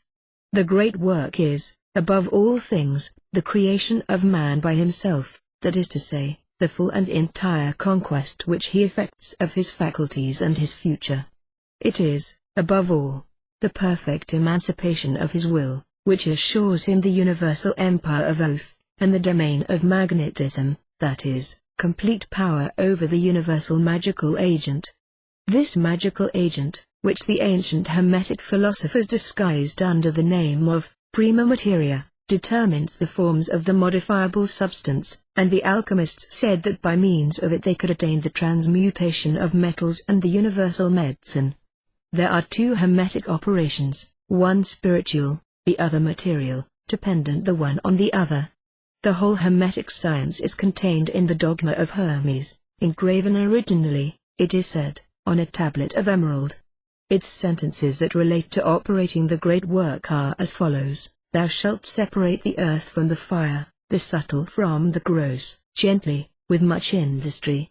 It ascends from earth to heaven, and again descends to earth, and receives the force of things above and below. Thou shalt by this means possess the glory of the whole world, and therefore all obscurity shall flee away from thee. This is the potent force of all force, for it will overcome everything subtle, and penetrate everything solid. So the world was created. All the masters in alchemy who have written of the great work, have employed symbolic and figurative expressions, being constrained to do so, as well to repel the profane from a work that would be dangerous for them, as to be well understood by adepts, in revealing to them the whole world of analogies governed by the single and sovereign dogma of Hermes. So, in their language, gold and silver are the king and queen, or the sun and moon, sulfur, the flying eagle, mercury, the man-woman winged, bearded, mounted on a cube, and crowned with flames, matter or salt, the winged dragon, the metals in ebullition, lions of different colors, and, finally, the entire work has for its symbols the pelican and the phoenix. The Hermetic art is therefore, at the same time a religion, a philosophy, and a natural science. As a religion, it is that of the ancient magi and the initiates of all ages. As a philosophy, we may find its principles in the school of Alexandria and the theories of Pythagoras. As a science, we must inquire for its processes of Paracelsus, Nicholas Flamel, and Raymond Lull. The science is a real one only for those who admit and understand the philosophy and the religion, and its process will succeed only for the adept who has attained the sovereignty of will, and so become the king of the elementary world, for the grand agent of the operation of the sun, is that force described in the symbol of Hermes, of the table of emerald. It is the universal magical power, the spiritual, fiery, motive power. It is the odd, according to the Hebrews, and the astral light, according to others.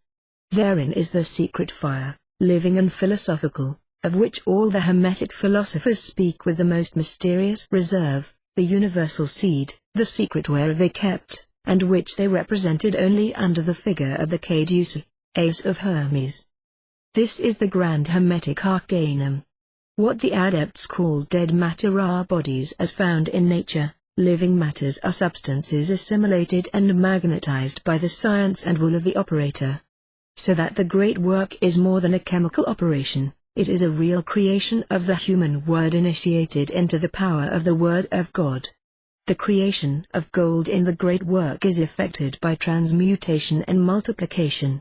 Raymond Lull says that to make gold, one must have gold and mercury, and to make silver, silver and mercury. And he adds, I mean by mercury, that mineral spirit so fine and pure that it gilds even the seed of gold, and silver's that of silver. He meant by this, either electricity, or odd, the astral light. The salt and sulfur serve in the work only to prepare the mercury, and it is to the mercury especially that we must assimilate, and, as it were, incorporate with it, the magnetic agent. Paracelsus, Lull, and Flamel alone seem to have perfectly known this mystery. The great work of Hermes is, therefore, an operation essentially magical, and the highest of all, for it supposes the absolute in science and in will. There is light in gold, gold in light, and light in all things. The disciples of Hermes, before promising their adepts the elixir of long life or the powder of projection, advise them to seek for the philosophical stone. The ancients adored the sun, under the form of a black stone, called Elagabalus, or Heliogabalus. The faithful are promised, in the Apocalypse, a white stone. This stone, says the masters in alchemy, is the true salt of the philosophers, which enters as 1/3 into the composition of oath. But oath is, as we know, the name of the grand hermetic agent, and the true philosophical agent, wherefore they represent their salt under the form of a cubical stone. The philosophical stone is the foundation of the absolute philosophy, the supreme and unalterable reason. Before thinking of the metallic work, we must be firmly fixed on the absolute principles of wisdom. We must be in possession of this reason, which is the touchstone of truth. A man who is the slave of prejudices will never become the king of nature and the master of transmutations. The philosophical stone, therefore, is necessary above all things. How shall it be found? Hermes tells us, in his Table of Emerald, we must separate the subtle from the fixed, with great care and extreme attention. So we ought to separate our certainties from our beliefs, and make perfectly distinct the respective domains of science and faith, and to comprehend that we do not know the things we believe, nor believe anything that we come to know, and that thus the essence of the things of faith are the unknown and indefinite, while it is precisely the contrary with the things of science. Whence we shall conclude, that science rests on reason and experience, and faith has for its basis sentiment and reason. The sun and moon of the alchemists concur in perfecting and giving stability to the philosophical stone. They correspond to the two columns of the temple, Jachin and Boaz. The sun is the hieroglyphical sign of truth, because it is the source of light, and the rough stone is the symbol of stability. Hence the medieval alchemists indicated the philosophical stone as the first means of making the philosophical gold, that is to say, of transforming all the vital powers figured by the 6 metals into sun, that is, into truth and light, which is the first and indispensable operation of the great work, which leads to the secondary adaptation, and enables the creators of the spiritual and living gold, the possessors of the true philosophical salt, mercury, and sulfur, to discover, by the analogies of nature, the natural and palpable gold. To find the philosophical stone, is to have discovered the absolute, as all the masters say. But the absolute is that which admits of no errors, is the fixed from the volatile, is the law of the imagination, is the very necessity of being, is the immutable law of reason and truth. The absolute is that which is. To find the absolute in the infinite, in the indefinite, and in the finite, this is the magnum opus, the great work of the sages, which Hermes called the work of the Sunday. To find the immovable basis of true religious faith, of philosophical truth, and of metallic transmutation, this is the secret of Hermes in its entirety, the philosophical stone. This stone is one and manifold, it is decomposed by analysis, and recompounded by synthesis. In analysis, it is a powder, the powder of projection of the alchemists, before analysis, and in synthesis, it is a stone. The philosophical stone, say the masters, must not be exposed to the atmosphere, nor to the gaze of the profane, but it must be kept concealed and carefully preserved in the most secret place of the laboratory, and the possessor must always carry on his person the key of the place where it is kept. He who possesses the grand arcanum is a genuine king, and more than a king, for he is inaccessible to all fear and all empty hopes. In all maladies of soul and body, a single particle from the precious stone, a single grain of the divine powder, is more than sufficient to cure him. Let him hear, who hath ears to hear. The Master said, the salt, sulfur, and mercury are but the accessorial elements and passive instruments of the great work. All depends, as we have said, on the internal magnet of Paracelsus. The entire work consists in projection, and the projection is perfectly accomplished by the effective and realizable understanding of a single word. There is but a single important operation in the work. This consists in sublimation, which is nothing else, according to Geber, than the elevation of dry matter, by means of fire, with adhesion to its proper vessel. He who desires to attain to the understanding of the grand word and the possession of the great secret, ought carefully to read the Hermetic philosophers, and will undoubtedly attain initiation, as others have done, but he must take, for the key of their allegories, the single dogma of Hermes, contained in his table of emerald, and follow, to class his acquisitions of knowledge and direct the operation, the order indicated in the Kabbalistic alphabet of the Tarot. Raymond Lull has said that, to make gold, we must first have gold. Nothing is made out of nothing. We do not absolutely create wealth, we increase and multiply it. Let aspirants to science well understand, then, that neither the juggler's tricks nor miracles are to be asked of the adept. The Hermetic science, like all the real sciences, is mathematically demonstrable. Its results, even material, are as rigorous as that of a correct equation. The Hermetic gold is not only a true dogma, a light without shadow, a truth without alloy of falsehood, it is also a material gold, real, pure, the most precious that can be found in the mines of the earth. But the living gold, the living sulfur, or the true fire of the philosophers, is to be sought for in the house of Mercury. This fire is fed by the air. To express its attractive and expansive power, no better comparison can be used than that of the lightning, which is at first only a dry and earthly exhalation, united to the moist vapor, but which, by self-exhalation, takes a fiery nature, acts on the humidity inherent in it, which it attracts to itself and transmutes in its nature, after which it precipitates itself rapidly toward the earth, whither it is attracted by a fixed nature like unto its own. These words, in form enigmatic, but clear at bottom, distinctly express what the philosophers mean by their mercury, fecundated by sulfur, and which becomes the master and regenerator of the salt. It is the Azoth, the universal magnetic force, the grand magical agent, the astral light, the light of life, fecundated by the mental force, the intellectual energy, which they compare to sulfur, on account of its amenities with the divine fire. As to the salt, it is absolute matter. Whatever is matter contains salt, and all salt, nitre, may be converted into pure gold by the combined action of sulfur and mercury, which sometimes acts so rapidly, that the transmutation may be effected in an instant, in an hour, without fatigue to the operator, and almost without expense. At other times, and according to the more refractory temper of the atmospheric media, the operation requires several days, several months, and sometimes even several years. Two primary laws exist in nature, two essential laws, which produce, by counterbalancing each other, the universal equilibrium of things.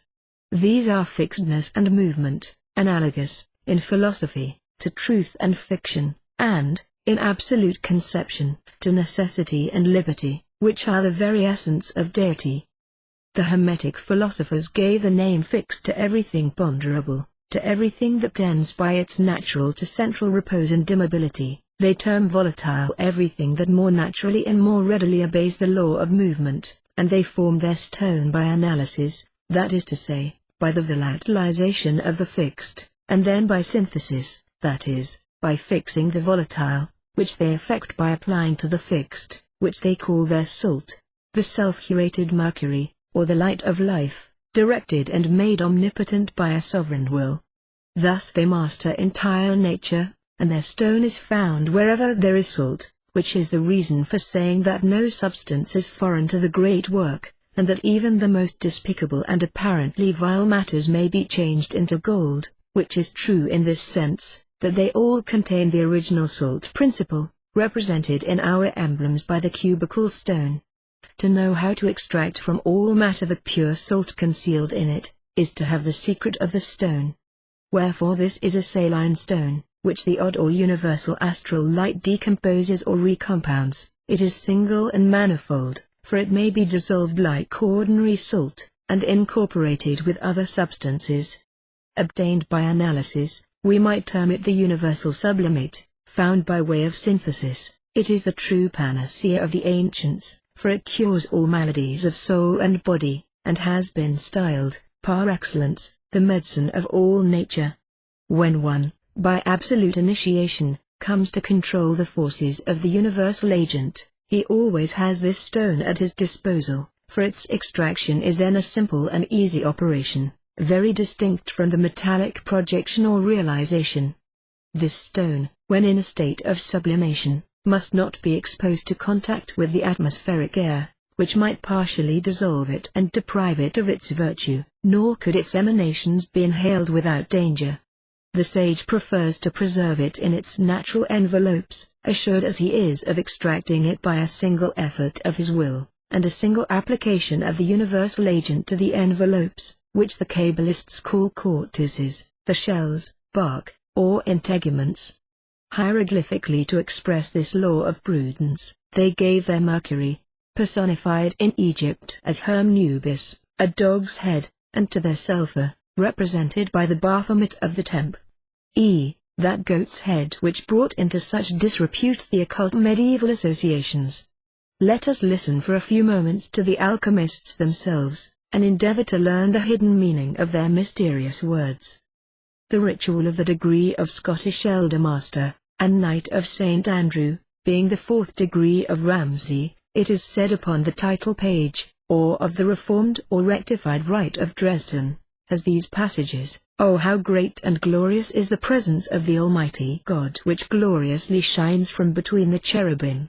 How adorable and astonishing are the rays of that glorious light, that sends forth its bright and brilliant beams from the holy ark of alliance and covenant! Let us with the deepest veneration and devotion adore the great source of life, that glorious Spirit who is the most merciful and beneficent ruler of the universe and of all the creatures it contains." The secret knowledge of the Grand Scottish Master relates to the combination and transmutation of different substances, whereof that you may obtain a clear idea and proper understanding. You are to know that all matter and all material substances are composed of combinations of 3 several substances, extracted from the 4 elements, which 3 substances in combination are, salt, sulfur, and spirit. The first of these produces solidity, the second softness, and the third the spiritual, vaporous particles. These 3 compound substances work potently together, and therein consists the true process for the transmutation of metals. To these 3 substances allude the 3 golden basins, in the first of which was engraved the letter M, in the second, the letter G, and in the third nothing. The first, M, is the initial letter of the Hebrew word malach, which signifies salt, and the second, G, of the Hebrew word parath, which signifies sulfur. And as there is no word in Hebrew to express the vaporous and intangible spirit, there is no letter in the third basin. With these 3 principal substances you may effect the transmutation of metals, which must be done by means of the 5 points or rules of the Scottish Mastership. The first Master's point shows us the brazen sea, wherein must always be rainwater, and out of this rainwater the Scottish Masters extract the first substance, which is salt, which salt must afterward undergo a 7-fold manipulation and purification, before it will be properly prepared. This 7-fold purification is symbolized by the 7 steps of Solomon's Temple, which symbol is furnished us by the first point or rule of the Scottish Masters. After preparing the first substance, you are to extract the second, sulfur, out of the purest gold, to which must then be added the purified or celestial salt.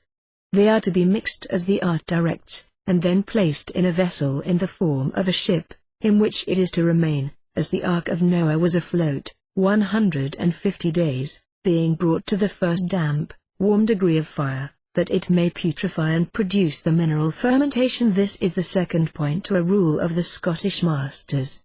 If you reflect, my brother, that it was impossible for anyone to imagine that either common salt or nitre could be extracted from rainwater, or sulphur from pure gold, you will no doubt suspect that some secret meaning was concealed in these words. The Kabbalah considers the immaterial part of man as threefold, consisting of nefesh, rak, and neshama, psyche, spiritus, and mens, or soul, spirit, and intellect. There are 7 holy palaces, 7 heavens and 7 thrones, and souls are purified by ascending through 7 spheres. A ship, in Hebrew, is ani, and the same word means I, me, or myself. The ritual, continues, multiplying the substance thus obtained, is the third operation, which is done by adding to them the animate, volatile spirit, which is done by means of the water of the celestial salt, as well as by the salt, which must daily be added to it very carefully, and strictly observing to put neither too much nor too little, inasmuch as, if you add too much, you will destroy that growing and multiplying substance, and if too little, it will be self-consumed and destroyed, and shrink away, not having some substantiality for its preservation. This third point or rule of the Scottish masters gives us the emblem of the building of the Tower of Babel, used by our Scottish masters, because by irregularity and want of due proportion and harmony that work was stopped, and the workman could proceed no further. Next comes the fourth operation, represented by the cubical stone, whose faces and angles are all equal. As soon as the work is brought to the necessary point of multiplication, it is to be submitted to the third degree of fire, wherein it will receive the due proportion of the strength and substance of the metallic particles of the cubical stone, and this is the fourth point to a rule of the Scottish masters. Finally, we come to the fifth and last operation, indicated to us by the flaming star. After the work has become a duly proportioned substance, it is to be subjected to the fourth and strongest degree of fire, wherein it must remain 3 times 27 hours, until it is thoroughly glowing, by which means it becomes a bright and shining tincture, wherewith the lighter metals may be changed, by the use of 1 part to 1,000 of the metal. Wherefore this flaming star shows us the fifth and last point of the Scottish masters. You should pass practically through the 5 points or rules of the master, and by the use of 1 part to 1,000, transmute and ennoble metals. You may then in reality say that your age is 1,000 years. In the oration of the degree, the following hints are given as to its true meaning: the 3 divisions of the temple, the outer court, sanctuary, and holy of holies, signify the 3 principles of our holy order, which direct to the knowledge of morality, and teach those most practical virtues that ought to be practiced by mankind. Therefore the 7 steps which lead up to the outer court of the temple, are the emblem of the 7-fold light which we need to possess, before we can arrive at the height of knowledge, in which consist the ultimate limits of our order. In the brazen sea we are symbolically to purify ourselves from all pollutions, all faults and wrongful actions, as well those committed through error of judgment and mistaken opinion, as those intentionally done, inasmuch as they equally prevent us from arriving at the knowledge of true wisdom. We must thoroughly cleanse and purify our hearts to their inmost recesses, before we can of right contemplate that flaming star, which is the emblem of the divine and glorious Shekinah, or presence of God, before we may dare approach the throne of supreme wisdom. In the degree of the true Mason, Leveramaken, styled in the title page of its ritual the 23D degree of Masonry, or the 12th of the 5th class, the tracing board displays a luminous triangle, with a great yod in the center. The triangle, says the ritual, represents one God in 3 persons, and the great yod is the initial letter of the last word. The dark circle represents the chaos, which in the beginning God created. The cross within the circle, the light by means whereof he developed the chaos. The square, the four elements into which it was resolved. The triangle, again, the three principles, salt, sulfur, and mercury, which the intermingling of the elements produced. God creates, nature produces, art multiplies. God created chaos, nature produced it, God, nature, and art, have perfected it. The altar of perfumes indicates the fire that is to be applied to nature. The two towers are the two furnaces, moist and dry, in which it is to be worked. The bowl is the mold of oak that is to enclose the philosophical egg. The two figures surmounted by a cross are the two vases, nature and art, in which is to be consummated the double marriage of the white woman with the red servitor, from which marriage will spring a most potent king. Chaos means universal matter, formless, but susceptible of all forms. Form is the light enclosed in the seeds of all species, and its home is in the universal spirit. To work on universal matter, use the internal and external fire. The four elements result, the Principia Principiorum and Immediata, fire, air, water, earth. There are four qualities of these elements: the warm and dry, the cold and moist. To appertain to each element, the dry and cold, to the earth, the cold and moist, to water, the moist and warm, to the air, and the warm and dry, to fire, whereby the fire connects with the earth, all the elements, as Hermes said, moving in circles.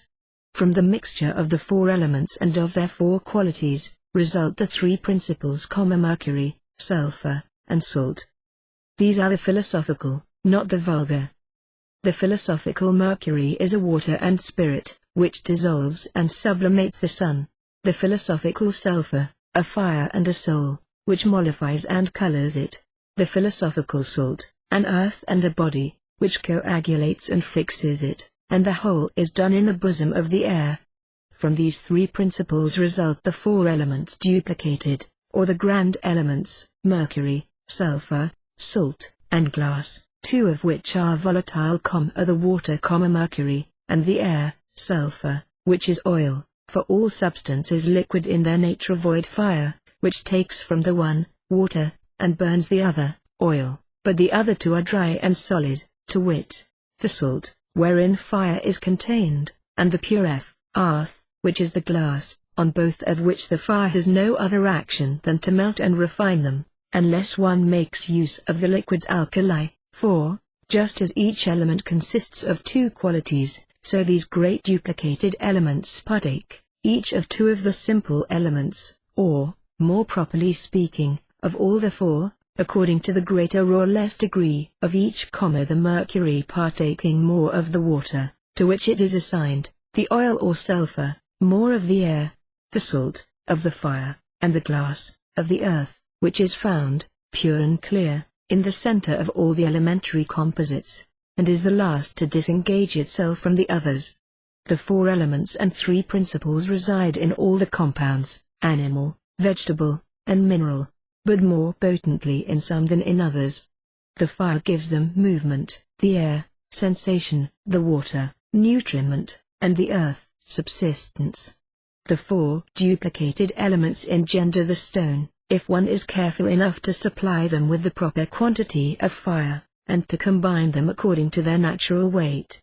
10 parts of air make 1 of water, 10 of water, 1 of earth, and 10 of earth, 1 of fire, the whole by the active symbol of the one, and the passive symbol of the other, whereby the conversion of the elements is effected.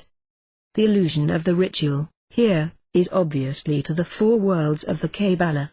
The 10 Sephirith of the world Briah proceed from Malekuth, the last of the 10 emanations of the world Azig, the 10 Sephirith of the world Yeziah, from Malekuth of Briah, and the 10 of the world Aziah, from Malekuth of Yeziah. The password of the degree is given as Metrallon, which is a corruption of Metatron, the cherub, who and Sanfan are in the Kabbalah the chief of the angels. The active and passive symbols are the male and female. The ritual continues. It is thereby evident that, in the great work, we must employ 10 parts of philosophical mercury to 1 of sun or moon. This is attained by solution and coagulation. These words mean that we must dissolve the body and coagulate the spirit, which operations are effected by the moist and dry bath. Of colors, black is the earth, white, the water, blue, the air, and red, the fire, wherein also are involved very great secrets and mysteries. The apparatus employed in the great work consists of the moist bath, the dry bath, the vases of nature and art, the bowl of oak, litum sapientiae, the seal of Hermes, the tube, the physical lamp, and the iron rod. The work is perfected in 17 philosophical months, according to the mixture of ingredients. The benefits reaped from it are of two kinds, one affecting the soul, and the other the body. The former consist in knowing God, nature, and ourself, and those to the body are wealth and health. The initiate traverses heaven and earth. Heaven is the world manifest to the intelligence, subdivided into paradise and hell. Earth is the world manifest to the senses, also subdivided into the celestial and that of the elements. There are sciences specially connected with each of these. The one is ordinary and common, the other, mystic and secret. The world cognizable by the intellect has the Hermetic theology and the Kabbalah, the celestial astrology, and that of the elements, chemistry, which by its decompositions and separations, effected by fire, reveals all the most hidden secrets of nature, in the three kinds of compound substances. This last science is styled Hermetic, or the operating of the great work. The ritual of the degree of Kabbalistic and Hermetic rose has these passages. The true philosophy, known and practiced by Solomon, is the basis on which Masonry is founded. Our ancient Masons have concealed from us the most important point of this divine art, under hieroglyphical characters, which are but enigmas and parables, to all the senseless, the wicked, and the ambitious. He will be supremely fortunate, who shall, by arduous labor, discover this sacred place of deposit, wherein all naked the sublime truth is hidden, for he may be assured that he has found the true light, the true felicity, the true heavenly good. Then may it truly be said that he is one of the true elect, for it is the only real and most sublime science of all those to which a mortal can aspire. His days will be prolonged, and his soul freed of all vices and corruption, into which, it is added, to mislead, as if from fear too much would be disclosed, the human race is often led by indigence. As the symbolism of the hall and the language of the ritual mutually explain each other, it should be noted here, that in this degree the columns of the hall, 12 in number, are white variegated with black and red. The hangings are black, and over that crimson. Over the throne is a great eagle, in gold, on a black ground. In the center of the canopy the blazing star in gold, with the letter Yod in its center. On the right and left of the throne are the sun in gold and the moon in silver. The throne is ascended to by 3 steps. The hall and ante-room are each lighted by 10 lights, and a single one at the entrance. The colors, black, white, and crimson appear in the clothing, and the key and balance are among the symbols. The duty of the second Grand Prior, says the ritual, is, to see if the chapter is hermetically sealed, whether the materials are ready, and the elements, whether the black gives place to the white, and the white to the red. Be laborious, it says, like the star, and procure light of the sages, and hide yourself from the stupid, profane and the ambitious, and be like the owl, which sees only by night, and hides itself from treacherous curiosity. The sun, on entering each of his houses, should be received there by the 4 elements, which you must be careful to invite to accompany you, that they may aid you in your undertaking, for without them the house would be melancholy. Wherefore you will give him to feast upon the 4 elements. When he shall have visited his 12 houses, and seen you attentive there to receive him, you will become one of his chiefest favorites, and he will allow you to share all his gifts. Matter will then no longer have power over you, you will, so to say, be no longer a dweller on the earth, but after certain periods you will give back to it a body which is its own, to take in its stead one altogether spiritual. Matter is then deemed to be dead to the world. Therefore it must be revivified, and made to be born again from its ashes, which you will effect by virtue of the vegetation of the tree of life, represented to us by the branch of acacia.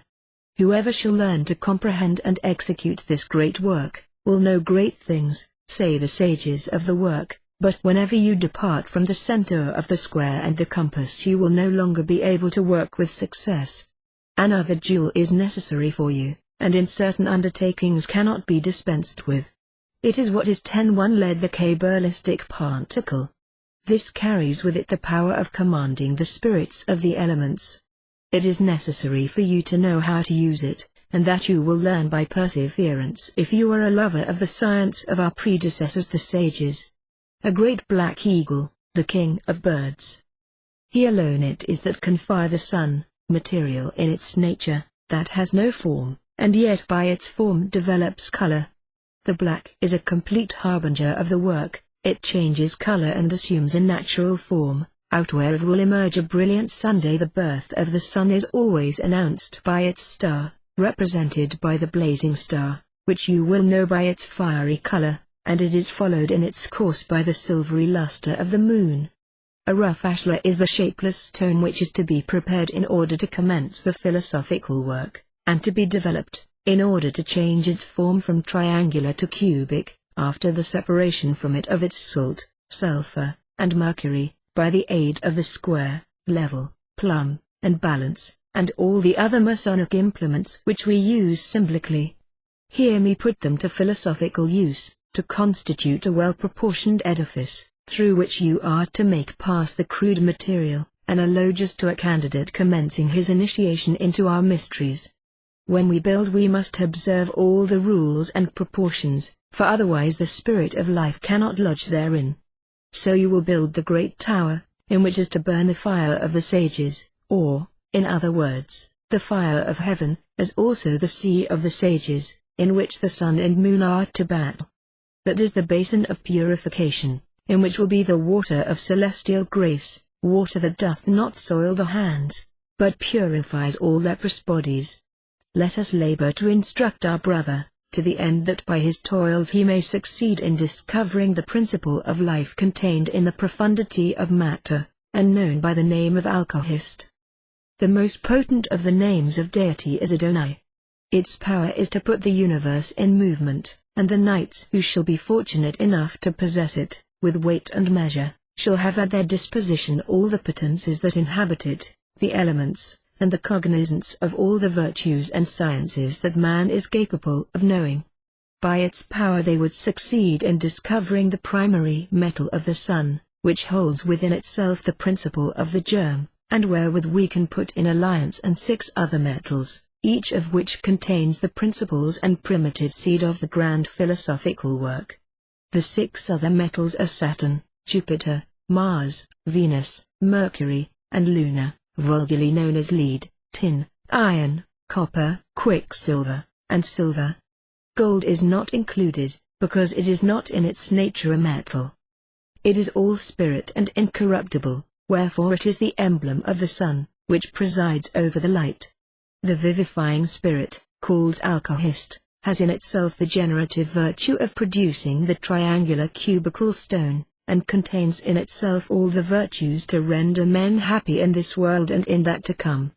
To arrive at the eon position of that alcohist, we begin by laboring at the science of the union of the 4 elements which are to be educed from the 3 kingdoms of nature, mineral, vegetable, and animal, the rule, measure, weight, and equipoise whereof have each their key. We then employ in one work the animals, vegetables, and minerals, each in his season, which make the space of the houses of the sun, where they have all the virtues required. Something from each of the 3 kingdoms of nature is assigned to each celestial house, to the end that everything may be done in accordance with sound philosophical rules, and the everything may be thoroughly purified in its proper time and place in order to be presented at the wedding table of the spouse and the 6 virgins who hold the mystic shovel, without a common fire, but with an elementary fire, that comes primarily by attraction, and by digestion in the philosophical bed lighted by the 4 elements. At the banquet of the spouses, the viands, being thoroughly purified, are served in salt, sulfur, spirit, and oil, a sufficient quantity thereof is taken every month, and therewith is compounded, by means of the balance of Solomon, the alcohist, to serve the spouses, when they are laid on the nuptial bed, though to engender their embryo, producing for the human race immense treasures, that will last as long as the world endures. Few are capable of engaging in this great work. Only the true Freemasons may of right aspire to it, and even of them, very few are worthy to attain it, because most of them are ignorant of the clavicules and their contents, and of the Ponticle of Solomon, which teaches how to labor at the great work. The weight raised by Solomon with his balance was 1, 2, 3, 4, 5, which contains 25 times unity, 2 multiplied by 2, 3 multiplied by 3, 4 multiplied by 4, 5 multiplied by 5, and once 9, these numbers thus involving the squares of 5 and 2, the cube of 2, the square of 2, and the square of 3. Thus far the ritual, in the numbers mentioned by it, is an allusion to the 47th problem of Euclid, a symbol of blue masonry, entirely out of place there, and its meaning unknown. The base of the right-angled triangle being 3, and the perpendicular 4, the hypotenuse is 5, by the rule that the sum of the squares of the two former equals the square of the latter, 3 times 3 being 9, and 4 times 4, 16, and 9 plus 16 being 25, the square of 5. The triangle contains in its sides the numbers 1, 2, and 3. The perpendicular is the male, the base, the female, the hypotenuse, the product of the two. To fix the volatile, in the Hermetic language, means to materialize the spirit, to volatilize the fixed is to spiritualize matter. To separate the subtle from the gross, in the first operation, which is wholly internal, is to free our soul from all prejudice and all vice. This is effected by the use of the philosophical salt, that is to say, of wisdom, of mercury, that is to say, of personal aptitude and labor, and of sulfur, which represents the vital energy, and the ardor of the will. Thus we succeed in changing into spiritual gold such things even as are of least value, and even the foul things of the earth. It is in this sense we are to understand the parables of the Hermetic philosophers and the prophets of alchemy, but in their works, as in the great work, we must skillfully separate the subtle from the gross, the mystic from the positive, allegory from theory. If you would read them with pleasure and understandingly, you must first understand them allegorically in their entirety and then descend from allegories to realities by way of the correspondences or analogies indicated in the single dogma. What is above is like what is below, and what is below is like what is above. The treatise, Minerva Mundi, attributed to Hermes Trismegistus, contains, under the most poetical and profound allegories, the dogma of the self-creation of beings, or of the law of creation that results from the accord of two forces, these which the alchemists called the fixed and the volatile, and which are, in the absolute, necessity and liberty. When the masters in alchemy say that it needs but little time and expense to accomplish the works of science, when they affirm, above all, that but a single vessel is necessary, when they speak of the great and single furnace, which all can use, which is within the reach of all the world, and which men possess without knowing it, they allude to the philosophical and moral alchemy. In fact, a strong and determined will can, in a little while, attain complete independence, and we all possess that chemical instrument, the great and single Athena or furnace, which serves to separate the subtle from the gross, and the fixed from the volatile. This instrument, complete as the world, and accurate as the mathematics themselves, is designated by the sages under the emblem of the pentagram or star with 5 points, the absolute sign of human intelligence. The end and perfection of the great work is expressed, in alchemy, by a triangle surmounted by a cross, and the letter tau, the last of the sacred alphabet, has the same meaning. The elementary fire, that comes primarily by attraction, is evidently electricity or the electric force, primarily developed as magnetism, and in which is perhaps the secret of life or the vital force. Paracelsus, the great reformer in medicine, discovered magnetism long before Mesmer, and pushed to its last consequences this luminous discovery, or rather this initiation into the magic of the ancients, who understood the grand magical agent better than we do, and did not regard the astral light, oath, the universal magnetism of the sages, as an animal and particular fluid, emanating only from certain special beings. The four elements, the four symbolic animals, and the reduplicated principles correspond with each other, and are thus arranged by the Hermetic Masons. The air and earth represent the male principle, and the fire and water belong to the female principle. To these four forms correspond the four following philosophical ideas: spirit, matter, movement, repose. Alchemy reduces these four things to three: the absolute, the fixed, the volatile. Reason, necessity, liberty, are the synonyms of these three words. As all the great mysteries of God and the universe are thus hidden in the ternary, it everywhere appears in Masonry and in the Hermetic philosophy under its mask of alchemy. It even appears where Masons do not suspect it, to teach the doctrine of the equilibrium of contraries, and the resultant harmony. The double triangle of Solomon is explained by St. John in a remarkable manner. There are, he says, three witnesses in heaven, the Father, the Word, and the Holy Spirit, and three witnesses on earth, the breath, water, and blood. He thus agrees with the masters of the Hermetic philosophy, who give to their sulfur the name of ether, to their mercury the name of philosophical water, to their salt that of blood of the dragon, or menstruum of the earth. The blood, or salt, corresponds by opposition with the Father, the ethic, or mercurial water, with the Word, or logos, and the breath, with the Holy Spirit. But the things of high symbolism can be well understood only by the true children of science.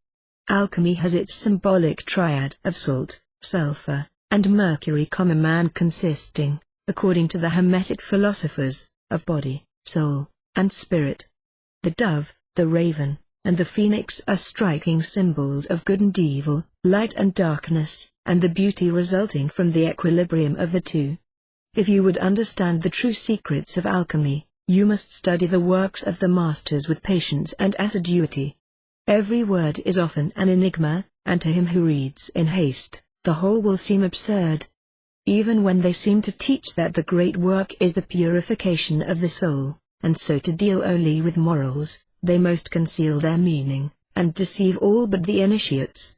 Yod is termed in the Kabbalah the Opifex, workman of the deity. It is, says the Porticolorum, single and primal, like one, which is the first among numbers, and like a point, the first before all bodies. Moved lengthwise, it produces a line, which is vow, and this moved sidewise produces a superficies, which is daleth. Thus vow becomes daleth, for movement tends from right to left, and all communication is from above to below. The plenitude of Yod, that is, the name of this letter, spelled, is Yod. Vow, which represents 6, and daleth, 4, are 10, like Yod, their principle. Yod, says the Cipher de Zenita, is the symbol of wisdom and of the Father. The principle called Father, says the Idrasuta, is comprehended in Yod, which flows downward from the holy influence, wherefore Yod is the most occult of all the letters, for he is the beginning and end of all things. The supernal wisdom is Yod, and all things are included in Yod, who is therefore called Father of Fathers, or the generator of the universal. The principle of all things is called the house of all things, wherefore Yod is the beginning and end of all things, as it is written, Thou hast made all things in wisdom. For the all is termed wisdom, and in it the all is contained, and the summary of all things is the holy name. Yod, says the Cipher de Zenita, signifying the Father, approaches the letter He, which is the Mother, and by the combination of these two is denoted that luminous influence wherewith Bina is imbued by the supernal wisdom. In the name, says the same, are included the Father, Mother and microprecipios, their issue. He, impregnated by vow, produced microprecipios, or Sa'anpin. Wisdom, Hakma, is the principle of all things, it is the Father of Fathers, and in it are the beginning and end of all things. Microprosopos, the second universal, is the issue of wisdom, the father, and Bina, the mother, and is composed of the 6 numerations, Jebura, Jedula, and Tepharoth. Netzach Hod, and Yesod, is represented under the form of a man, and said to have at first occupied the place afterward filled by the world Briar, of creation, but afterward to have been raised to the Azaluthic sphere, and received wisdom, intelligence, and cognition, Dath, from the supernal wisdom and intellectuality. Vow, in the triliteral word, denotes these 6 members of Microprosopos. For this latter is formed after the fashion of Macroprosopos, but without Kether, the will, which remains in the first prototype or universal, though invested with a portion of the divine intellectual power and capacity. The first universal does not use the first person, and is called in the third person, he, but the second universal speaks in the first person, using the word ani, I. The Idara, or Synodus Magna, one of the books of the Sohar, says, the eldest of the eldest, the absolute deity, is in Microprosopos. All things are one, all was, all is, all will be, there neither will be, nor is, nor has been, mutation. But he confirmed himself, by the formings, into a form that contains all forms. In a form which comprehends all genera. This form is in the likeness of his form, and is not that form but its analogue, wherefore the human form is the form of all above and below, which are included in it, and because it embraces all above and below. The Most Holy so took form, and so Microprosopos was configured. All things are equally one, in each of the 2 universals, but in the second his ways are divided, and judgment is on our side, and on the side that looks toward us, also, they differ. These secrets are made known only to the reapers in the holy field. The Most Holy Ancient is not called Atha, thou, but he, but in Microprosopos, where is the beginning of things, he has the name Atha, and also Ab, father. From him is the beginning, and he is called thou, and is the father of fathers. He issues from the nonins, and therefore is beyond cognition. Wisdom is the principle of the universe, and from it 32 ways diverge, and in them the law is contained, in 22 letters and 10 words. Wisdom is the father of fathers, and in this wisdom is found the beginning and the end, wherefore there is a wisdom in each universal, one above, the other below. The commentary of Rabbi Chajan Vital, on the Cipher de Zenata, says, at the beginning of emanation, Microprosopos issued from the father, and was intermingled with the mother, under the mysteries of the letter, he, resolved that is, Daleth and Vow, by which vows denoted Microprosopos, because vow is 6, and he is constituted of the 6 parts that follow Hakma and Bina. And, according to this conception, the father is called father of fathers, because from him these fathers proceed, benignity, severity, and beauty.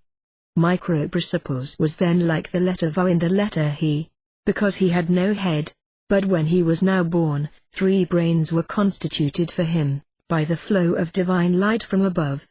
And as the world of restitution, after the vessels of the Sephiroth below Bina had been broken, that from the fragments evil might be created, is instituted after the fashion of the balance, so also is it formed throughout in the human form. But Malakuth, Regnum, is a complete and separate person, behind Microprosopos, and in conjunction with him, and the two are called man. The first world, of inanity, could not continue and did not subsist, because it had no human conformation nor the system of the balance, the Sephiroth being points, one below the other. The first Adam, Microprosopos, as distinguished from Macroprosopos, the first occult Adam, was the beginning, wherein the 10 numerations proceeded forth from potence into act.